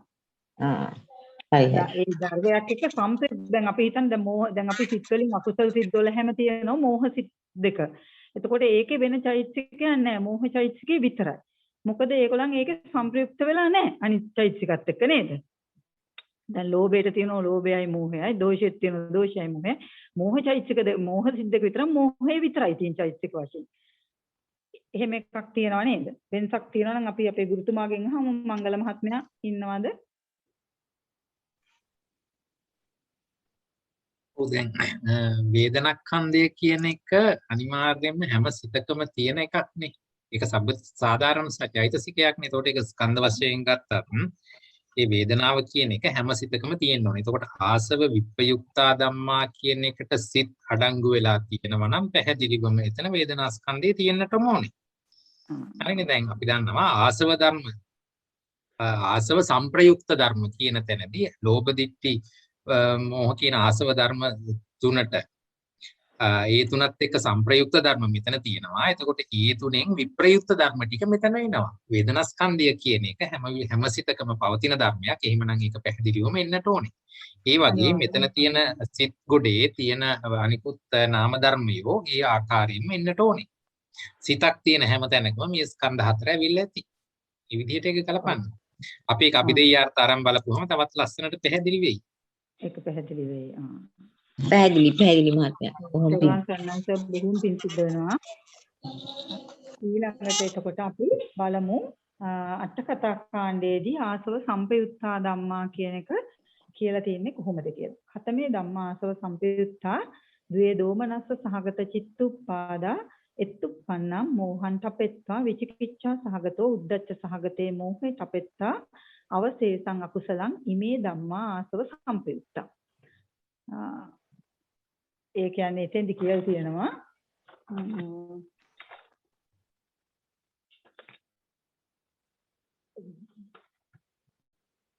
දෝමනස්හගත සිද්දකේ මෝහය හැර විචිකිච්ඡා සහගත උද්ධච්ච සහගත මෝහ සිද්දක තියෙනවානේ මෝහ සිද්දක තියෙන උද්ධච්ච සිතයි විචිකිච්ඡා සිතයිනේ ඒ සිද්දකේ මෝහය හැර අවශේෂ අකුසල ඉතිරි අකුසල ඉමේ ධම්මා ආසව සම්පයුක්තා අකුසල සිත් වලින් දෝමනස්ස සහගත සිත්වල මෝහය හැර විචිකිච්ඡා සහගත සිතත් උද්ධච්ච සහගත සිතෙත් මෝහය හැර අවශේෂ අකුසල ඉතිරි අකුසල සිත්වල ඉමේ ධම්මා ආසව සම්පයුක්තා ඉතිරි ඒවා ආසව සම්පයුක්ත වෙනවා කියලා තියෙනවා. ඒක පැහැදිලිව ඒකේ මේ එහා පැත්තේ දක්වලා තියෙනවා ditthිගත සම්පයුක්ත සිතේ තියෙන්නේ ලෝභයයි ditthියයි මෝහයයි තියෙනවා. චෛතසික ප්‍රමාණය දක්වලා තියෙනවා. ditthිගත විප්‍රයුක්ත සිතේ දැන් එතකොට ඒ කියන්නේ සම්ප්‍රයුක්ත වෙලා තියෙනවා. ලෝභයයි ditthියයි මෝහයයි චෛතසික තුනක්ම තියෙනවානේ. එයා තනියෙන් නෙමෙයි ඉන්නේ සම්ප්‍රයුක්ත. ditthිගත විප්‍රයුක්ත සිතේ ලෝභයයි මෝහයයි විතරයි. හැබැයි ලෝභය මෝහයත් එක්ක සම්ප්‍රයුක්ත වෙලා තියෙනවා. ඒත් එයා තනියෙන් නෙමෙයි. එයා විප්‍රයුක්ත නැහැ.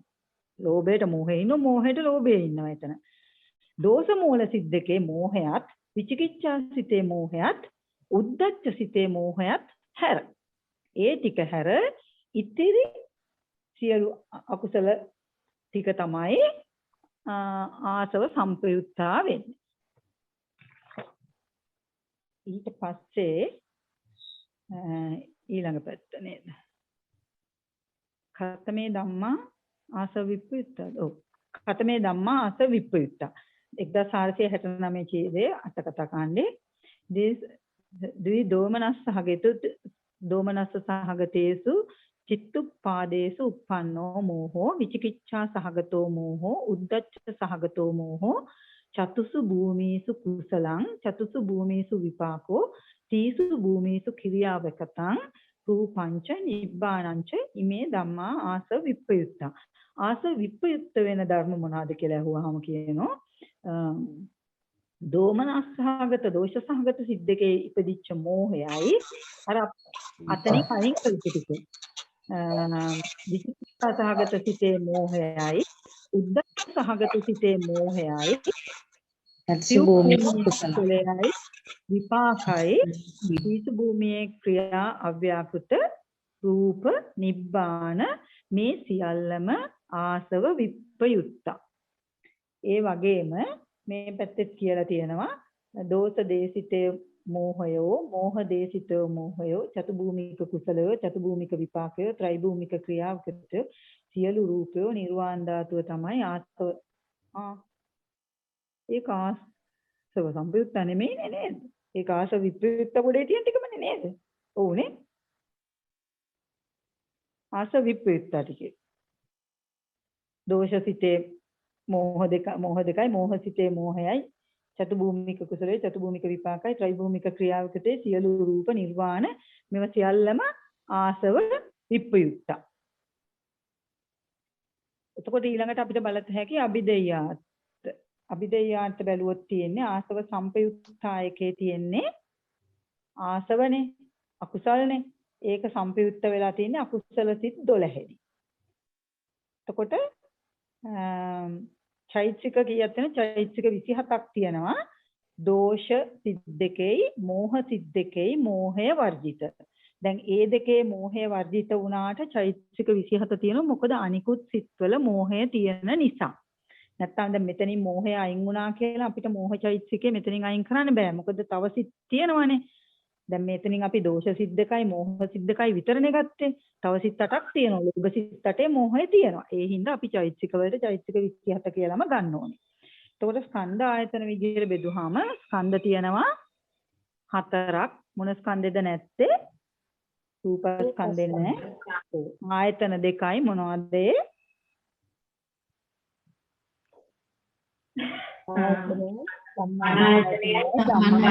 ධම්මායතනය ධාතු 2යි මොනවද? මනෝ විඥාන ධාතුව ධම්ම ධාතුව. විඥාන ධාතුවයි ධම්ම ධාතුවයි සත්‍ය දෙකක් තියෙනවා. සත්‍ය දෙක තමයි දුක්ඛ සත්‍යයි සමුදය සත්‍යයි. සමුදය සත්‍ය. ඒ වගේම ආසව විප්‍රයුක්තා ධම්මා එකේ දැන් අපි මේ පැත්තට ගත්තනේ අකුසල සිත් 12. එතකොට ආසව විප්‍රයුක්ත වෙන්නේ අනිජ්ජාදිරික තමයි.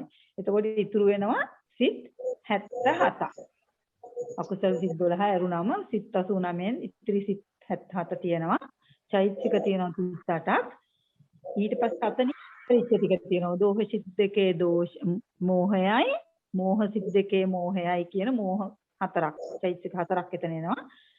මෝහයම හතර අවස්ථා හතරකදී එනවා. දෝෂ සිත් දෙකේ මෝහ සිත් දෙකේ රූප 28යි නිර්වාණයයි. මේකෙදී අභිදේයාත් දක්වලා තියෙනවා ස්කන්ධ 5යි. ආයතන 12යි ධාතු 10යි සත්‍ය 3යි මුල වගේම නැත්තේ මොන සත්‍යද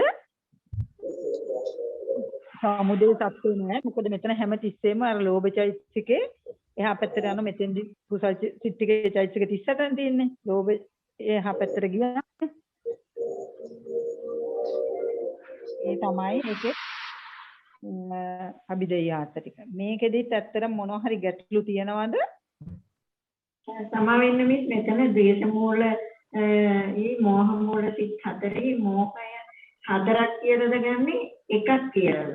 නෑ මෝහය එකම චෛතසිකේ. ධර්මතාවලින් බැලුවහම හතර පාරක් යෙදුනත් එකම මෝහයනේ. යෙදෙන පාරට අපි එක එක එකතු කරන්නේ නෑනේ නේද?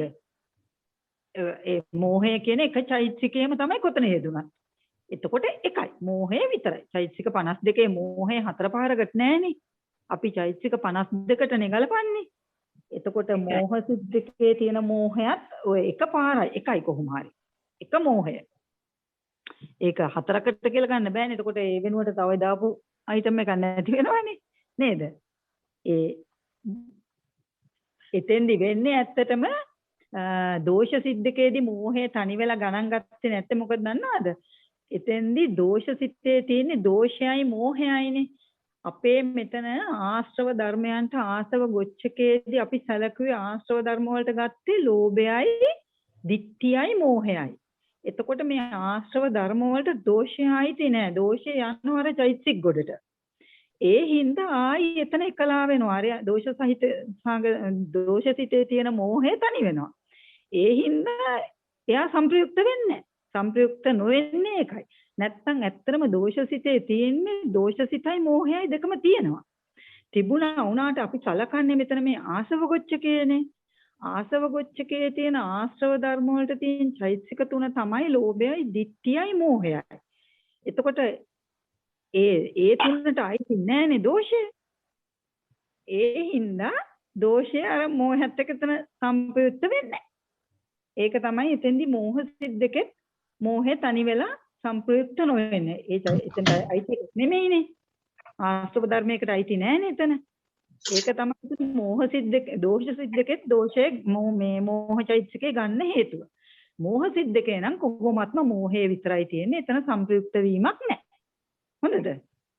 මේ අවස්ථාව තමයි අර දෝෂ සිත් දෙකත් ගත්තේ. මට තේරෙන විදිහට. මේ ඊළඟ එක එතකොට දැන් ඊළඟට තියෙන්නේ ඊළඟ දුකේ නේද? හතරවන දුකේ දැන් තියෙන්නේ. ආසව චේව ධම්මා සාසවා සාසව චේව ධම්මා නොච්ච ආසවා. ඔන්න හතරවෙනි දුකය. හතරවෙනි දුකේදී අපි නායුනේ අරියදම් මහම්දන්ගේ භාවනා පොතට අනුව කිව්වොත් ආශ්‍රව නම් ඌද ආශ්‍රව නම් ඌද ආශ්‍රවයන් හට අරමුණු නම් ඌද. දැන් මෙතන තියෙනවා ආශ්‍රව චේව ධම්මා සාසවා. දැන් ওই වචන දෙකෙන් ආශ්‍රව කියන්නේ ආශ්‍රවයන් ඌද සාසව කියලා කිව්වේ මං කිව්වේ ආශ්‍රවයන්ට අරමුණු ඌ කියන වචනේ ගත්තොත් බොහොම හොඳයි කියලා. අපි කිව්වා ආශ්‍රවයන්ට කරුණු තුනක්ම කිව්වනේ. ආශ්‍රවයන් කෙරේ ඇලුණු අර එහෙම කියලා ඒකෙන් අරමුණු ඌ කියන එක තමයි වඩාම ප්‍රකට වෙලා තිබුණේ. ආශ්‍රව නම් වූද ආශ්‍රවයන් හට අරමුණු නම් වූද නිස්සත්ත්‍ය නිර්ජීව පරමාර්ථ ස්වභාව ධර්මය ඇත්වහ. දෙවනි පදය සාසවා චේව ධම්මා නොච ආසව. ආශ්‍රවයන් හට දැන් සාසවාන්නේ මුලින් තියෙන ආශ්‍රවයන් හට අරමුණු වන්නා වූද නොච ආසව. එහෙනම් ආශ්‍රව නොවූ ඒ වචන ගැන බැලුවාම ඒ තේරුම කියන්නත් පුළුවන් වෙනවා. ආශ්‍රව නොවූ නිස්සත්ත්‍ය නිර්ජීව පරමාර්ථ ස්වභාව ධර්මය ඇත්තාහ. තේරුණා නේද? ඒක එහෙම කිව්වම මේක අර සාසවා කියන වචනේ අරමුණු කියලා ගන්න ඕනේ ආශ්‍රවයන්ට. ආසවා කියන්නේ ආශ්‍රව. ඊළඟ එක ආසව චේව ධම්මා සාසවා. නික්කේප කාණ්ඩේ 1111 ඡේදයේදී ඛතමේ ධම්මා ආසවා චේව සාසවාච තේයව ආසවා ආසවා චේව සාසවාච කවර ධර්මයෝ ආශ්‍රවද සාශ්‍රවද වෙති. ඒ ආශ්‍රවයෝ ආශ්‍රවද ආශ්‍රව සහිතද වෙති. මෙතන සාශ්‍රවද ආශ්‍රව සහිතද කියන්නේ තමයි. ඒ ආශ්‍රවයෝ ආශ්‍රවද ආශ්‍රව සහිතද වෙත්. දෙවනි පදේ තමයි සාසවා චේව ධම්මා නොච ආසවා. සාසවා ඛතමේ ධම්මා සාසවා චේව නොච ආසවා. තේහි ධම්මේහි ඒ ධම්මා සාසවා තේ ධම්මේ ඨපෙත්වා අවශේෂා සාසවා කුසල කුසලබ්බකතා ධම්මා කාමවචරා රූපවචරා අරූපවචරා රූපක්ඛන්‍දෝ විඥානක්ඛන්‍දෝ ඉමේ ධම්මා සාසවා චේව නොච ආසවා. යම් ධර්ම කෙනෙක් ඒ ආශ්‍රව ධර්මයන්ගෙන් සාස්ත්‍ර වූ ආහුද ඒ ධර්මයන් හැර කාමවචර රූපවචර අරූපවචර වූ සසු ආශ්‍රව සහිත වූ කුසල අකුසල අව්‍යාකෘත ධර්මය රූපස්කන්ධය විඥානස්කන්ධය යන මේ ධර්මයෝ සාස්ත්‍රවද නොච ආසවා. ආශ්‍රව නොවුවාද වෙත්. ආශ්‍රව නොවුද වෙත්. ඒ තමයි එහි තේරුම. ඒ තමයි නික්කේප කාණ්ඩයේ දක්වලා තියෙන්නේ. ඊළඟට තියෙනවා ඊළඟ අට කතා කාණ්ඩය බලමු. අට කතා කාණ්ඩයේ ඡේද 1470 ඛතමේ ධම්මා ආසවා චේව සාසවාච තේව ආසවා ආසවා චේව සාසවාච. ඛතමේ ධම්මා ආසවා චේව සාසවා මොනවාද? ආශ්‍රවද ආශ්‍රවයන්ට අරමුණු වන්නේද දේවල් මොනවාද කියලා අහන්නේ. ඊළඟට කියනවා සාසවා චේව ධම්මා නොච ආසවා ඛතමේ ධම්මා සාසවා චේව නොච ආසවා ඨපෙත්වා ආසවේ අවස්තේසං අකුසලං තීසු භූමිසු කුසලං තීසු භූමිසු විපාකෝ තීසු භූමිසු ක්‍රියාවකතං සබ්බංච රූපං ඉමේ ධම්මා සාසවා චේව නොච ආසවා. ඒකෙදි කියන්නේ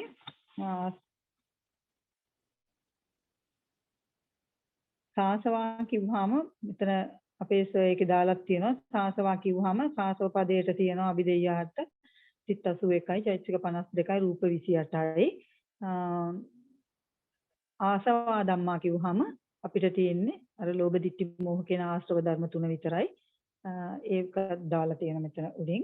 ඊට පස්සේ අන්තිමටම කියලා තියෙනවා අනාසවා ධම්මා න වත්තබ්බා ආසවා චේව සාසවා තීපි සාසවා චේව නොච ආසවා තීපි. අනාසවා ධම්මා කියන්නේ මං කිව්වේ අර ලෝකෝත්තර ධම්ම කියන්නේ නවත්තබ්බා නොකිය යුතුයි. ආසවා චේව ආශ්‍රව වෙන සාසවා තීපි සාසවා සාසවත් වෙන දේවල් කියලා අනාසව ධර්ම ගැන නොකිය යුතුයි කියන්නේ එපා කියලා තියෙනවා. ආශ්‍රව වෙනවත් ආශ්‍රව වලට අරමුණු වෙනවා කියලාවත් නවත්තබ්බා නොකිය යුතුයි කියලා පහලින් සඳහන් කරලා තියෙනවා. ඒ තමයි ඒක. ඊට පස්සේ ආශ්‍රව ධර්මයන්ගේ සාස්ත්‍රව වීම. ඊළඟ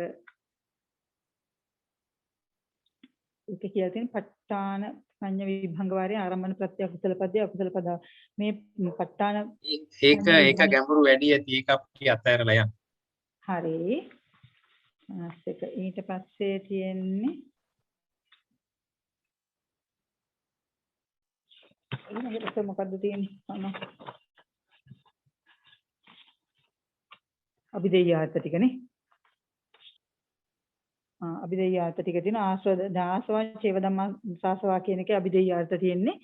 ලෝභ ditthi මොහ කියන අභිදෙය්‍යාර්ථ තුනේ ඒක අපි දන්නෝ ස්කන්ධ ආයතන විදිහට බෙදෙන විදියම සාසවා චේව ධම්මා නොච ආසවා කියන තැනදී තියෙන්නේ සාසවා චේව ධම්මා නොච ආසවා කිව්වහම තියෙන ලෞකික සිත් 81යි චෛතසික 49යි අර ආස්තව ටික නැතුව රූප 28යි. දැන් එතකොට මෙතන ස්කන්ධත් බෙදලා තියෙනවා පේනවා. ස්කන්ධ 5යි ආයතන 12යි ධාතු 18යි සත්‍ය 1යි.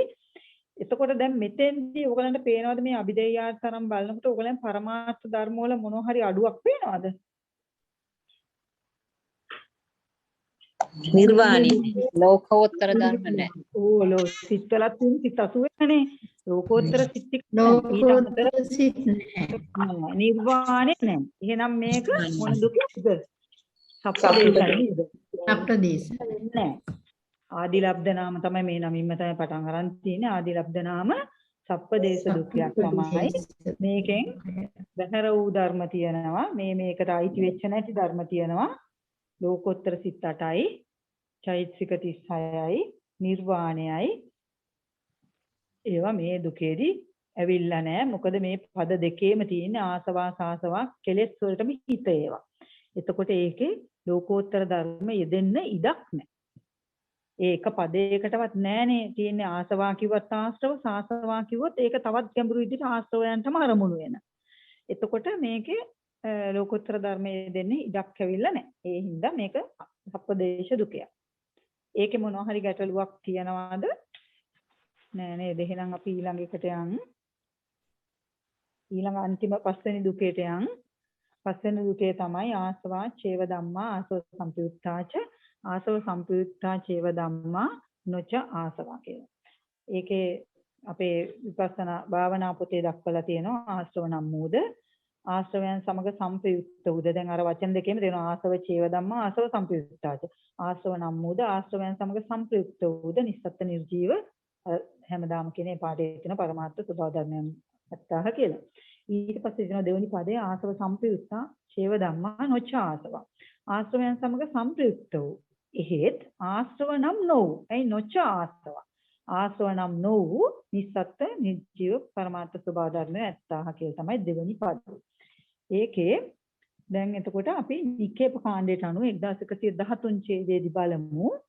ඛතමේ ධම්මා ආසවා ඡේවදා ඛතමේ ධම්මා ආසවා ඡේව ආසව සම්පයුත්තාච කාමාසවෝ අවිජ්ජාසවේන ආසවෝ ඡේව ආසව සම්පයුත්තෝච අවිජ්ජාසවෝ කාමාසවේන ආසවෝ ඡේව ආසව සම්පයුත්තෝච භවසවෝ අවිජ්ජාසවේන ආසවෝ ඡේව ආසව සම්පයුත්තෝච අවිජ්ජාසවෝ භවසවේන ආසවෝ ඡේව ආසව සම්පයුත්තෝච දිට්ඨාසවෝ අවිජ්ජාසවේන ආසවෝ ඡේව ආසව සම්පයුත්තේන අවිජ්ජාසවෝ දිට්ඨාසවේන ආසවෝ ඡේව ආසව සම්පයුත්තෝච ඉමේ ධම්මා ආසවා ඡේව ආසව සම්පයුත්තාච. මේක ඇත්තම සිංහල තේරුම් බැලුවම පැහැදිලිව පේනවා. කාමාශ්‍රවේ අවිජ්ජාශ්‍රවයට ආශ්‍රවත් වෙනවා ආශ්‍රව සම්පයුත්තත් වෙනවා. ඒකෙම අනිත් පැත්ත. අවිජ්ජාශ්‍රවයත් කාමාශ්‍රවයට ආශ්‍රවත් වෙනවා ආශ්‍රව සම්පයුත්තත් වෙනවා. භවආශ්‍රවයත් අවිජ්ජාශ්‍රවයට ආශ්‍රවත් වෙනවා ආශ්‍රව සම්පයුත්තත් වෙනවා. අවිජ්ජාශ්‍රවයත් භවආශ්‍රවයට ආශ්‍රවත් වෙනවා ආශ්‍රව සම්පයුත්තත් වෙනවා. ඒ විදිහටම දිට්ඨාශ්‍රවේ අවිජ්ජාශ්‍රවයටත් අවිජ්ජාශ්‍රවේ දිට්ඨාශ්‍රවයටත් ආශ්‍රවත් වෙනවා ආශ්‍රව සම්පයුත්තත් වෙනවා කියලා තමයි ඒ පළවෙනි පදයෙන් දක්වන්නේ. ඒ තමයි නිකේප කාණ්ඩේ 1113 ඡේදයේදී දක්වලා තිබුණේ. ඒ ටික ඊට පස්සේ 1114 ඡේදයේ දෙවනි පදේ ඛතමේ ධම්මා ආසව සම්පයුත්තා චේව නොච ආසවා. තේහි ධම්මේහි යේ ධම්මා සම්පයුත්තා තේ ධම්මේට පෙත්වා වේදනාස්කන්ධෝ වේඥාන විඥානස්කන්ධෝ ඉමේ ධම්මා ආසව සම්පයුත්තා චේව නොච ආසවා. කවර ධර්මයේ ආසව සම්පයුත්තද නොද ආශ්‍රව වේ. මොන ධර්මද ආසව ආශ්‍රව වලට ආශ්‍රවත් සමගයේ දෙන ඒත් ආශ්‍රව නොවන ඒවා. යම් ධර්ම කෙනෙක් ඒ ආශ්‍රව ධර්මයන් හා සම්ප්‍රයුක්ත වූවා නම් ඒ ධර්මයන් හැර වේදනාස්කන්ධේ විඥානස්කන්ධය යන මේ ධර්මය ආශ්‍රව සම්පයුක්ත වූවාහුද නොද ආශ්‍රව වූවාහුද වේ. අර ඉස්සර අපේ ඉස්තිල මංගල මහත්මයා කියලා දුන්න දෙයක් තමයි මෙතෙන් තියෙන්නේ. මේ ස්කන්ධ ටික ආශ්‍රව මේ ධර්මයන් තබා වේදනාස්කන්ධේ විඥානස්කන්ධ ධර්මය ආශ්‍රව සම්පයුක්ත නොද ආශ්‍රව වූවාහුද වේ. තේරෙනව නේද? දැන් ඒක කිව්වට පස්සේ ඔයගලන්ට කියලා දුන්නානේ ඒක.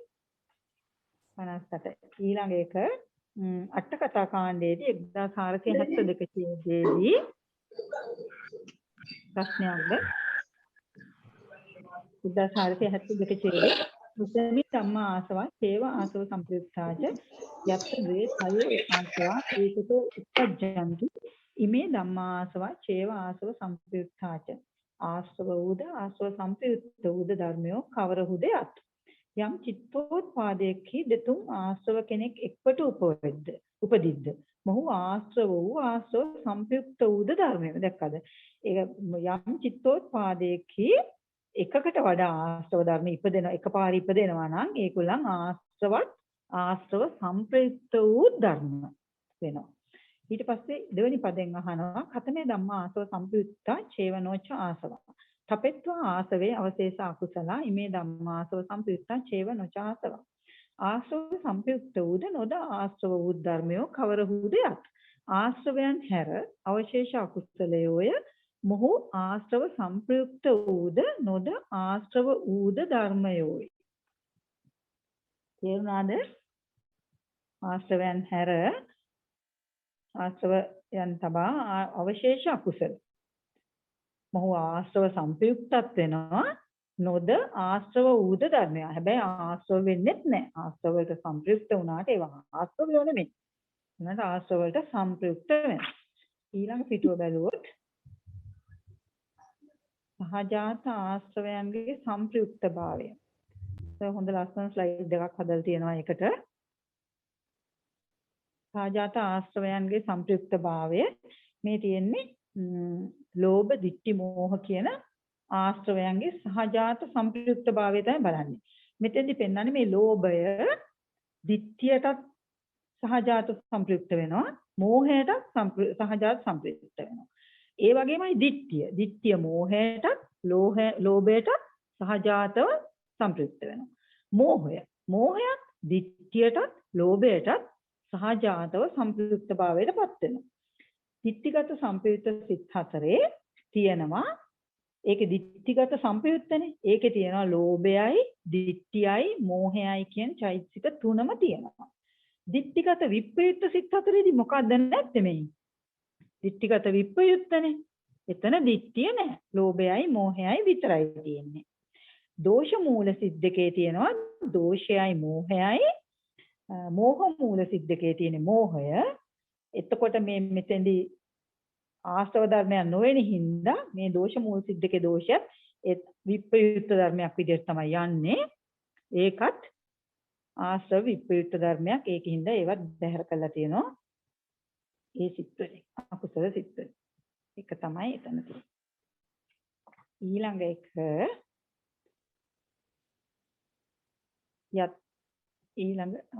යත්ත ද්වේතයෝ ආසවා ඒකතෝ උපජ්ජන්ති. ආශ්‍රවයන්ගේ එකට ඉපදීම තුන් ආකාරයි. ආශ්‍රවයන්ගේ එකට උපදීම තුන් ආකාරයි. ආශ්‍රව දෙකක් එකට ඉපදිනවා. කාමාශ්‍රවයයි අවිජ්ජාශ්‍රවයයි ඉපදෙනවා ditthිගත විප්‍රයුක්තේදී. භවආශ්‍රවයයි අවිද්‍යාශ්‍රවයයි ඉපදෙනවා ditthිගත විප්‍රයුක්තේදී. ආශ්‍රව දෙකක් එකට ඉපදෙන හැටි තමයි මේ කියලා තියෙන්නේ. ආශ්‍රව තුනක් එකට ඉපදෙනවා ditthිගත සම්ප්‍රයුක්තේදී. කාමාශ්‍රවයයි, ditthාශ්‍රවයයි, අවිජ්ජාශ්‍රවයයි. ditthිගත විප්‍රයුක්තේදී ඉපදෙන්න බෑනේ. ඒ හින්දා එතෙන්දී ආශ්‍රව ධර්ම දෙකයි ඉපදෙන්නේ එකට. කාමාශ්‍රවයත් එක්ක අවිජ්ජාශ්‍රවය, එහෙම නැත්නම් භවආශ්‍රවයත් එක්ක අවිජ්ජාශ්‍රවය. කාමාශ්‍රවය, ditthාශ්‍රවය, අවිජ්ජාශ්‍රවය තුනම ඉපදෙනවා ditthිගත සම්ප්‍රයුක්තේදී. ඒක තමයි ඊළඟ එකේදී කියලා තියෙන්නේ. ඊට පස්සේ තියෙන්නේ අන්තිම දුක වෙන්නේ අසුගච්ඡේ අන්තිම දුකේ ආයේකේ අභිදේය අර්ථ තියෙනවා. ලෝභ සිත් 8යි ආසවචේව ධම්මා ආසව සම්ප්‍රයුක්තාච කියන එක නේ. ඒකේ තියෙනවා ලෝභ සිත් 8යි ලෝභ සිත් 8 යෙදෙන ලෝභයයි, ditthියයි, මෝහයයි කියන චෛතසික ධර්ම තුන තමයි අභිදේය අර්ථ වෙන්නේ. ඒකේ තියෙන්නේ ඉසිල වගේමයි ස්කන්ධ එකයි, ආයතන එකයි, ධාතු එකයි, සත්‍ය දෙකයි. ආසව සම්ප්‍රයුක්ත ධම්මා සම්ප්‍රයුක්තා චේව ධම්මා නොච ආසවා කිව්වහම ආසව සම්ප්‍රයුක්ත ආසව සම්ප්‍රයුක්තයි අකුසල් සිත් 12 තියෙනවා. චෛතසිකයේ දෙන්නේ අර ලෝභ ditthi මෝහ චෛතසික නැතුව ඉතිරි චෛතසික 24. එතෙන්දී ස්කන්ධ 4යි ආයතන 2යි ධාතු 2යි සත්‍ය 1යි ඒව දැන් උකලට වෙන් කර ගන්න පුළුවන්. මේ දුකයත් ආදි ලබ්ධ නාම සප්‍රදේශ දුකයක්. මොකද ඒක සප්‍රදේශ දුකයක් වෙන්නේ මොනවාද ආවේ නැත්තේ? ඒකට ආවේ ඇත්තටම අකුසල් සිත් 12 විතරනේ ආවේ නේද? කුසල සිත් නැහැ. ඉතිරි සිත් එකක්වත් ආවේ නැහැ. ආසව වලින්ම තිබුණේ. එතකොට බහැර වූ ධර්ම වල තියෙනවා අකුසල සිත් 12 වර්ජිත ඉතිරි සිත් 77ම ආවේ නැහැ. චෛතසික 38ක් නැහැ. දෝෂ සිත් දෙකයි මෝහ සිත් දෙකයි මෝහය නැහැ. රූප 28ක් නැහැ. නිර්වාණයක් නැහැ. ඒ හින්දා මේක සප්පදේශ දුකයක්. ඒකේ මොනවා හරි ගැටලුවක් තියනවද ඔයගලන්ට? නැත්තම් අපි කාල වේලාවත් ඉක්මල යන හින්දා අන්තිම දුකේටත් යන්. ආසව ගොච්චකේ අන්තිම දුකය. මෙතන මේ භාවනා පොතේ පොඩි මුද්‍රණ දෝෂයක් තියෙනවා. ඒක හරි ගස්ස ගන්න. ඔතන මෙන්න මේ බහැර වූ ධර්ම සඳහන් කරන ඡේදයේ මෙන්න මේ රතු පාටින් දක්වලා තියෙන කොටස මුද්‍රණය වෙලා නැහැ. ඒක ඔයගොල්ලන්ගේ භාවනා පොතට කාකපාදයක් හරි දාලා ලියා ගන්න. මේ මෝහය එනවයි කියන එක ඡේද 38 නේද එතන? ඔව්. එතන පොතේ මුද්‍රණ දෝෂයක් තියෙනවා. ඒක හදා ගන්න. ඒක බොහොම පිං ඒවත් කොහෙල බල්ල දාලා තියෙනවා කොහොම. ඊළඟට අන්තිම දුකක් කියන්නද? අන්තිම දුකේ ආසව ගොච්චකේ ආසව විප්‍රයුක්තා කෝපන ධම්මා සාසවාපි ආසව විප්‍රයුක්තා කෝපන ධම්මා අනාසවාපි. අන්තිම දුකය. ඒකෙත් විපස්සනා පොතේ භාවනා පොතේ තේරුම කියලා තියෙනවා. ආශ්‍රව ධර්මයන් ආසව විප්‍රයුක්ත කෝපන ධම්මා සාසවාපි. ආසව වලට විප්‍රයුක්තයි කෝපන ධම්මා සාසවාපි. ඔය කෝපන කියන වචනේ යෙදුනහම ඒ සාසවාපි කියන එකේ තවත් බලවත් වෙලා යනවා කියලා තමයි දක්වලා තියෙන්නේ. හැබැයි ආසව වලට විප්‍රයුක්තයි. හැබැයි සාසව බලවත්. ආශ්‍රව ධර්මයන්ගේ විප්‍රයුක්ත වූද ආශ්‍රවයන් හට අරමුණු වූද නිස්සත්ත්‍ය නිර්ජීව පරමාර්ථ ස්වභාව ධර්මයත්තාව ඊළඟ එකේ තියෙන ආස විප්‍රයුක්ත කෝපන ධම්මා අනාසවාපි ආශ්‍රව ධර්ම සමග විප්‍රයුක්ත වූද ආශ්‍රව ධර්මයන් හට අරමුණු නොවූද නිස්සත්ත්‍ය නිර්ජීව පරමාර්ථ ස්වභාව ධර්මයත්තාව කියලා තමයි ඒකෙදි තියෙන්නේ. ඊට පස්සේ තියෙන්නේ හත් පිටුව නේද? ඒකේ තියෙන්නේ ආස විප්‍රිත කෝපන නික්කේප කාණ්ඩයේ 1115 ඡේදය ඛතමේ ධම්මා ආස විප්‍රයුක්තා සාසව. ඛතමේ ධම්මා ආස විප්‍රයුක්තා සාසව. තේහි ධම්මේහි යේ ධම්මා විප්‍රයුක්තා සාසව කුසල කුසලව්‍යකතා ධම්මා කාමාවචරා රූපාවචරා අරූපාවචරා රූපක්ඛන්ධ විඥානක්ඛන්ධ ඉමේ ධම්මා ආස විප්‍රයුක්තා සාසව. ඒක හතනේ 68. ඊට පස්සේ ඒ වගේම නිකේප කාණ්ඩයේ 1116 ආස විප්‍රිත කෝපන ධම්මා අනාසවාපි කියන එකට කියලා තියෙනවා. අපරියාපන්නා මග්ගාච මග්ගපලානිච අසංකතාච ධාතු ඉමේ ධම්මා ආස විප්‍රයුක්තා අනාසවා කියලා. අපරියාපන්න මේකේ කියලා තියෙන්නේ නිකේප කාණ්ඩෙත් කියලා තියෙන්නේ අපරියාපන්නා මග්ගාච මග්ගපලානිච අසංකතාච ධාතු ඉමේ ධම්මා ආස විප්‍රයුක්තා අනාසවා කියලා. නික්කේප කාණ්ඩේ මේ දුකේ ගැන විස්තර කරලා තියෙනවා. හයවන දුකේ ඊට පස්සේ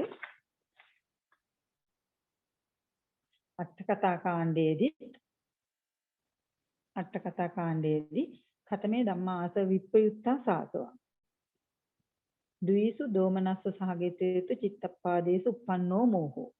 විචිකිච්ඡා සහගතෝ මෝහෝ උද්දච්ච සහගතෝ මෝහෝ තීසු භූමිසු කුසලං තීසු භූමිසු විපාකෝ තීසු භූමිසු කිරියාවචතං සබ්බංච රූපං ඉමේ ධම්මා ආස විප්‍රයුක්තා සාසව. මේකේ කියලා තියෙනවා මේ තියෙන පද ටික අනුව දෝමනස්ස සිද්දකේ උපන්න මෝහයයි විචිකිච්ඡා සහගතේ මෝහයයි උද්දච්ච සහගතේ මෝහයයි තීසු භූමිසු කුසලං තුන් භූමියේ කුසලය තුන් භූමියේ විපාකය තුන් භූමියේ ක්‍රියා අව්‍යාකෘතයි සියලු රූපයි ඉමේ ධම්මා ආස විප්‍රයුක්ත සාසව. මේ සියලුම ධර්ම ආසව විප්‍රයුක්තයි සාසවයි. විප්‍රයුක්ත වූද ආසවයන්ට අරමුණු වූද නේද? සාසවා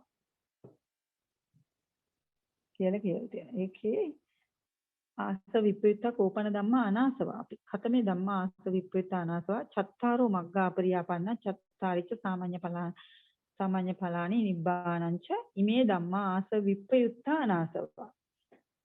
මේක කියලා තියෙනවා චත්තාරෝ මග්ගා අපරියාපන්න චත්තන මේකේ තියෙන මාර්ගසිත හතරයි ඵලසිත හතරයි නිබ්බානයයි ඉමේ ධම්මා ආස විප්‍රයුක්ත අනාසවා කියනවා.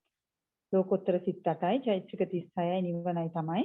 ඒකේ අභිදේය අර්ථ වලට තියෙන්නේ පළවෙනි පදයට තියෙන්නේ ලෞකික සිත් 69යි. ඒක කියන්නේ අකුසල සිත් 12ක් නැහැ ලෝකෝත්තර සිත් 8ක් නැතුව ලෞකික සිත් 69යි චෛත්‍යික 38යි දෝෂ මොහ සිත් 4 මොහය නැහැ. මොහය තියෙනවා දෝෂ මොහ සිත් 4 මොහයයි රූප 28යි. ඒ තමයි ඒකේ අභිදේය අර්ථ වලට කියලා තියෙන්නේ. මේකෙත් මෙතෙන්දි බහැර වූ ධර්ම වලට මේකත් සප්පදේශ දුක්ඛයක්. මෙතෙන්දි නෑ අකුසල සිත් 12යි දෝෂ මොහේ වර්ජිත චෛත්‍යික 27යි. ඒ ටික මේකේ බහැර වූ ධර්ම වලට තියෙනවා.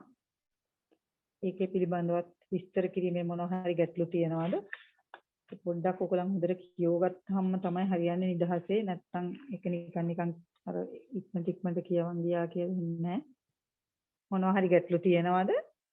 6 වෙනි දුකේ පද ගැන හොඳට ඔළුවට ගත්තට පස්සේ මේ අභිදේයාර්ථ ටික වෙන් කරගන්න ලේසි. අර කලින් chart එකේ අකුසල වර්ජිත 69ක් කියන්නත් අකුසල වර්ජිත ලෞකික සිත් කාලෙන් chart එකේ කිව්වේ කීවෙන් chart එක දක්ෂල වර්ජිත සිත් 79. ලෞකික සිත් 81කින් ඉතින් 12ට කළාම ඒක 9යි.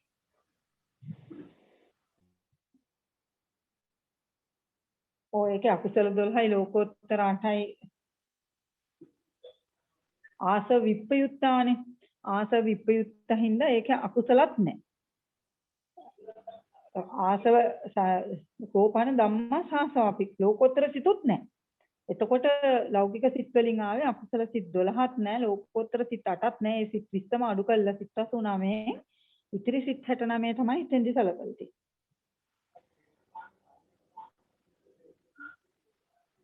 ඒකයි එතන ආස විප්‍රයුක්තෙන් ආස විප්‍රයුක්ත කිව්වම ඉතින් අකුසල සිත් ටිකක් නැහැනේ එතකොට. සාසවාපි කිව්වහම එහෙම නේද?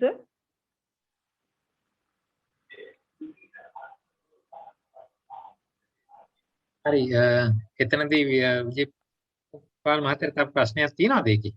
හරි නේද 69 ආපු විදිය? හරි. එහෙනම් සර්ච් නේද ඒක තියෙන්නේ? ඔව් පද ඒ ටික ඉවරයි. අපි ඊළඟ ටිකේ ලබන සතියේට කල් දමමු. එහෙමනම් ඔබතුමියට පුළුවන් පුණ්‍යානුමෝදනා කරලා අවසන් කරන්න. මොකද ප්‍රශ්න නැහැ වගේ. හොඳයි. එහෙනම් පළවෙනියට මම ඇත්තටම මහ ලොකු පුණ්‍යානුමෝදනාවක් කරන්න ඕනේ මට මේ වෙනුවෙන් අවස්ථාව ලබා දීම සහ ඒ වෙනුවෙන් මට ගොඩාක් උපකාර කරා කියලා දුන්න අපේ මංගලෙද්දිරි සිංහ ගුරුතුමා. එතුමාට බොහෝම පිං මේ වෙනුවෙන් මට මහන්සි වෙලා මේ දෙයට මට අතහිත දුන්නට අනේක වාරයක් පිං සිද්ධ වෙනවා. උතුම් චතුරාර්ය සත්‍ය අවබෝධ කරගන්න මේ පිනම හේතු වෙනවා. අපි සියලු දෙනාටම අපි මුලින්ම අද මේ ඔබට යම් කිසි ධර්ම කරුණක් හරි මට කියා දෙන්න හම්බ වුණා නම් ඔබ ධර්ම මාර්ගයේ පොඩි වෙලාවකට හරි රඳවගෙන ඉන්නවත් පුළුවන් වුණා නම් ඒ වෙනුවෙන් අපි ඇති කරගත්ත සියලුම කුසල් අපි ලෝකපාලන දෙවියන්ට වාතාවන් කියලා අනුමෝදන් කරමු. තාවතාචම් හේහි සම්පතම් පුඤ්ඤ සම්පදං සබ්බේ දේවානුමෝදන්තු සබ්බ සම්පත්ති සිද්ධියං. තාවතාචම් හේහි සම්පතම් පුඤ්ඤ සම්පදං සබ්බේ භූතානුමෝදන්තු සබ්බ සම්පත්ති සිද්ධියං. ත්තාවතාචම් හේහි සම්පතම් පුඤ්ඤ සම්පදං සබ්බේ සත්තානුමෝදන්තු සබ්බ සම්පත්ති සිද්ධියං. ආකාසත්තාච බුම්මත්තා දේවානාගා මහිද්దికා පුඤ්ඤන්තං අනුමෝදිතා චිරන් රක්칸තු සම්බුද්ධ ශාසනං චිරන් රක්칸තු සම්බුද්ධ දේශනං චිරන් රක්칸තු සම්බුද්ධ ශ්‍රාවකන්ති. අපි සියලු දෙනාම නම්මින් මිය පරලෝකයේ සියලුම ඥාතීන්ට මේ පින් සියල්ලම අනුමෝදන් වී ඔවුන්ගේ භව ගමන සුගතිගාමී වේවා කියලා අපි ඥාතීන්ටත් පින් අනුමෝදන් කරමු. ඉදම්බෝ ඥාතීනං හෝතු සුඛිතා හොන්තු ඥාතයෝ ඉදම්බෝ ඥාතීනං හෝතු සුඛිතා හොන්තු ඥාතයෝ ඉදම්බෝ ඥාතීනං හෝතු සුඛිතා හොන්තු ඥාතයෝ. අපි සියලුම දෙනාට උතුම් කල්යාණ මිත්‍ර සම්පත්තිය ප්‍රාර්ථනා කරගෙන ඉමිනා පුඤ්ඤ කම්මේන මාමේ බාල සමාගමෝ සතං සමාගමෝ හොතු යාව නිබ්බාන පත්‍ය ඉමිනා පුඤ්ඤ කම්මේන යාව නිබ්බාන පත්‍ය සම්මා දිට්ඨිකෝ හොතු ත්‍රි හේතු ප්‍රතිසන්දිය ඉමිනා පුඤ්ඤ කම්මේන සුඛාය පටිපත්‍ය පාපුඤ්ඤ නිබ්බානං අජරං අමරං වරං නිවන් දකින් ජාත දක්වාම අපිට උතුම් බුදුපසේ බුදුමහරහත් ආදී උත්තමයන්ගේ ආශ්‍රය නිස්සයත් උපදින හැම ආත්මයක්ම ත්‍රි හේතුක සම්පත්තතුව සුගතිගාමිය සම්මා දිට්ඨික ඉපදින් ලැබේවා කියලා ලැබී මේ උතුම් ගෞතම බුදුරජාණන් වහන්සේගේ සම්බුද්ධ ශාසනයේදී මගපල නිවන් සුව ලබා ගැනීමට මේ අවස්ථාව ලැබේවා කියලා පාරමී ධර්මයක් වේවාම කියලා ප්‍රාර්ථනා කරමු. ඊට පස්සේ අපි සියලුම දෙනාට අද දවසේ මේ ධම්සභා මණ්ඩපයේට මේ සියලුම දේවල් මට පිටින් සූම් තාක්ෂණයෙන් උපකාර කරපු පැමිණි සිටපු සියලු දෙනාට ගුරු හරුකම් ලබා දුන්න මට ධර්මයේ කියලා දුන්න අපේ මංගල දිරිසිංහ ගුරුතුමාටත් ජයන්ත රත්නායක මහතා ඇතුළු අනිකුත් සියලුම සහභාගී වූ සියලුම පින්වතුන්ටත් මේ ධර්මයේ ආශිර්වාදයම ලැබිලා ඉතාම ඉක්මනින් උතුම් චතුරාර්ය සත්‍ය ධර්මයම සුවසේ අවබෝධ කරගන්න ලැබේවා කියලා ප්‍රාර්ථනා කරමු. ඒ වගේම මේ ධම් සභා මණ්ඩපේ විවෘත කළ දුන්න මට හිත දුන් සියලුම දෙනාටත් මේ පුණ්‍යානුමෝදනාව මෙලෙසම ලැබේවා කියලාම ප්‍රාර්ථනා කරමින් අද දිනට අපි ධම් සභා මණ්ඩපේ වැඩනිම කරමු. සියලුම දෙනාට සම්මා සම්බුද්ධ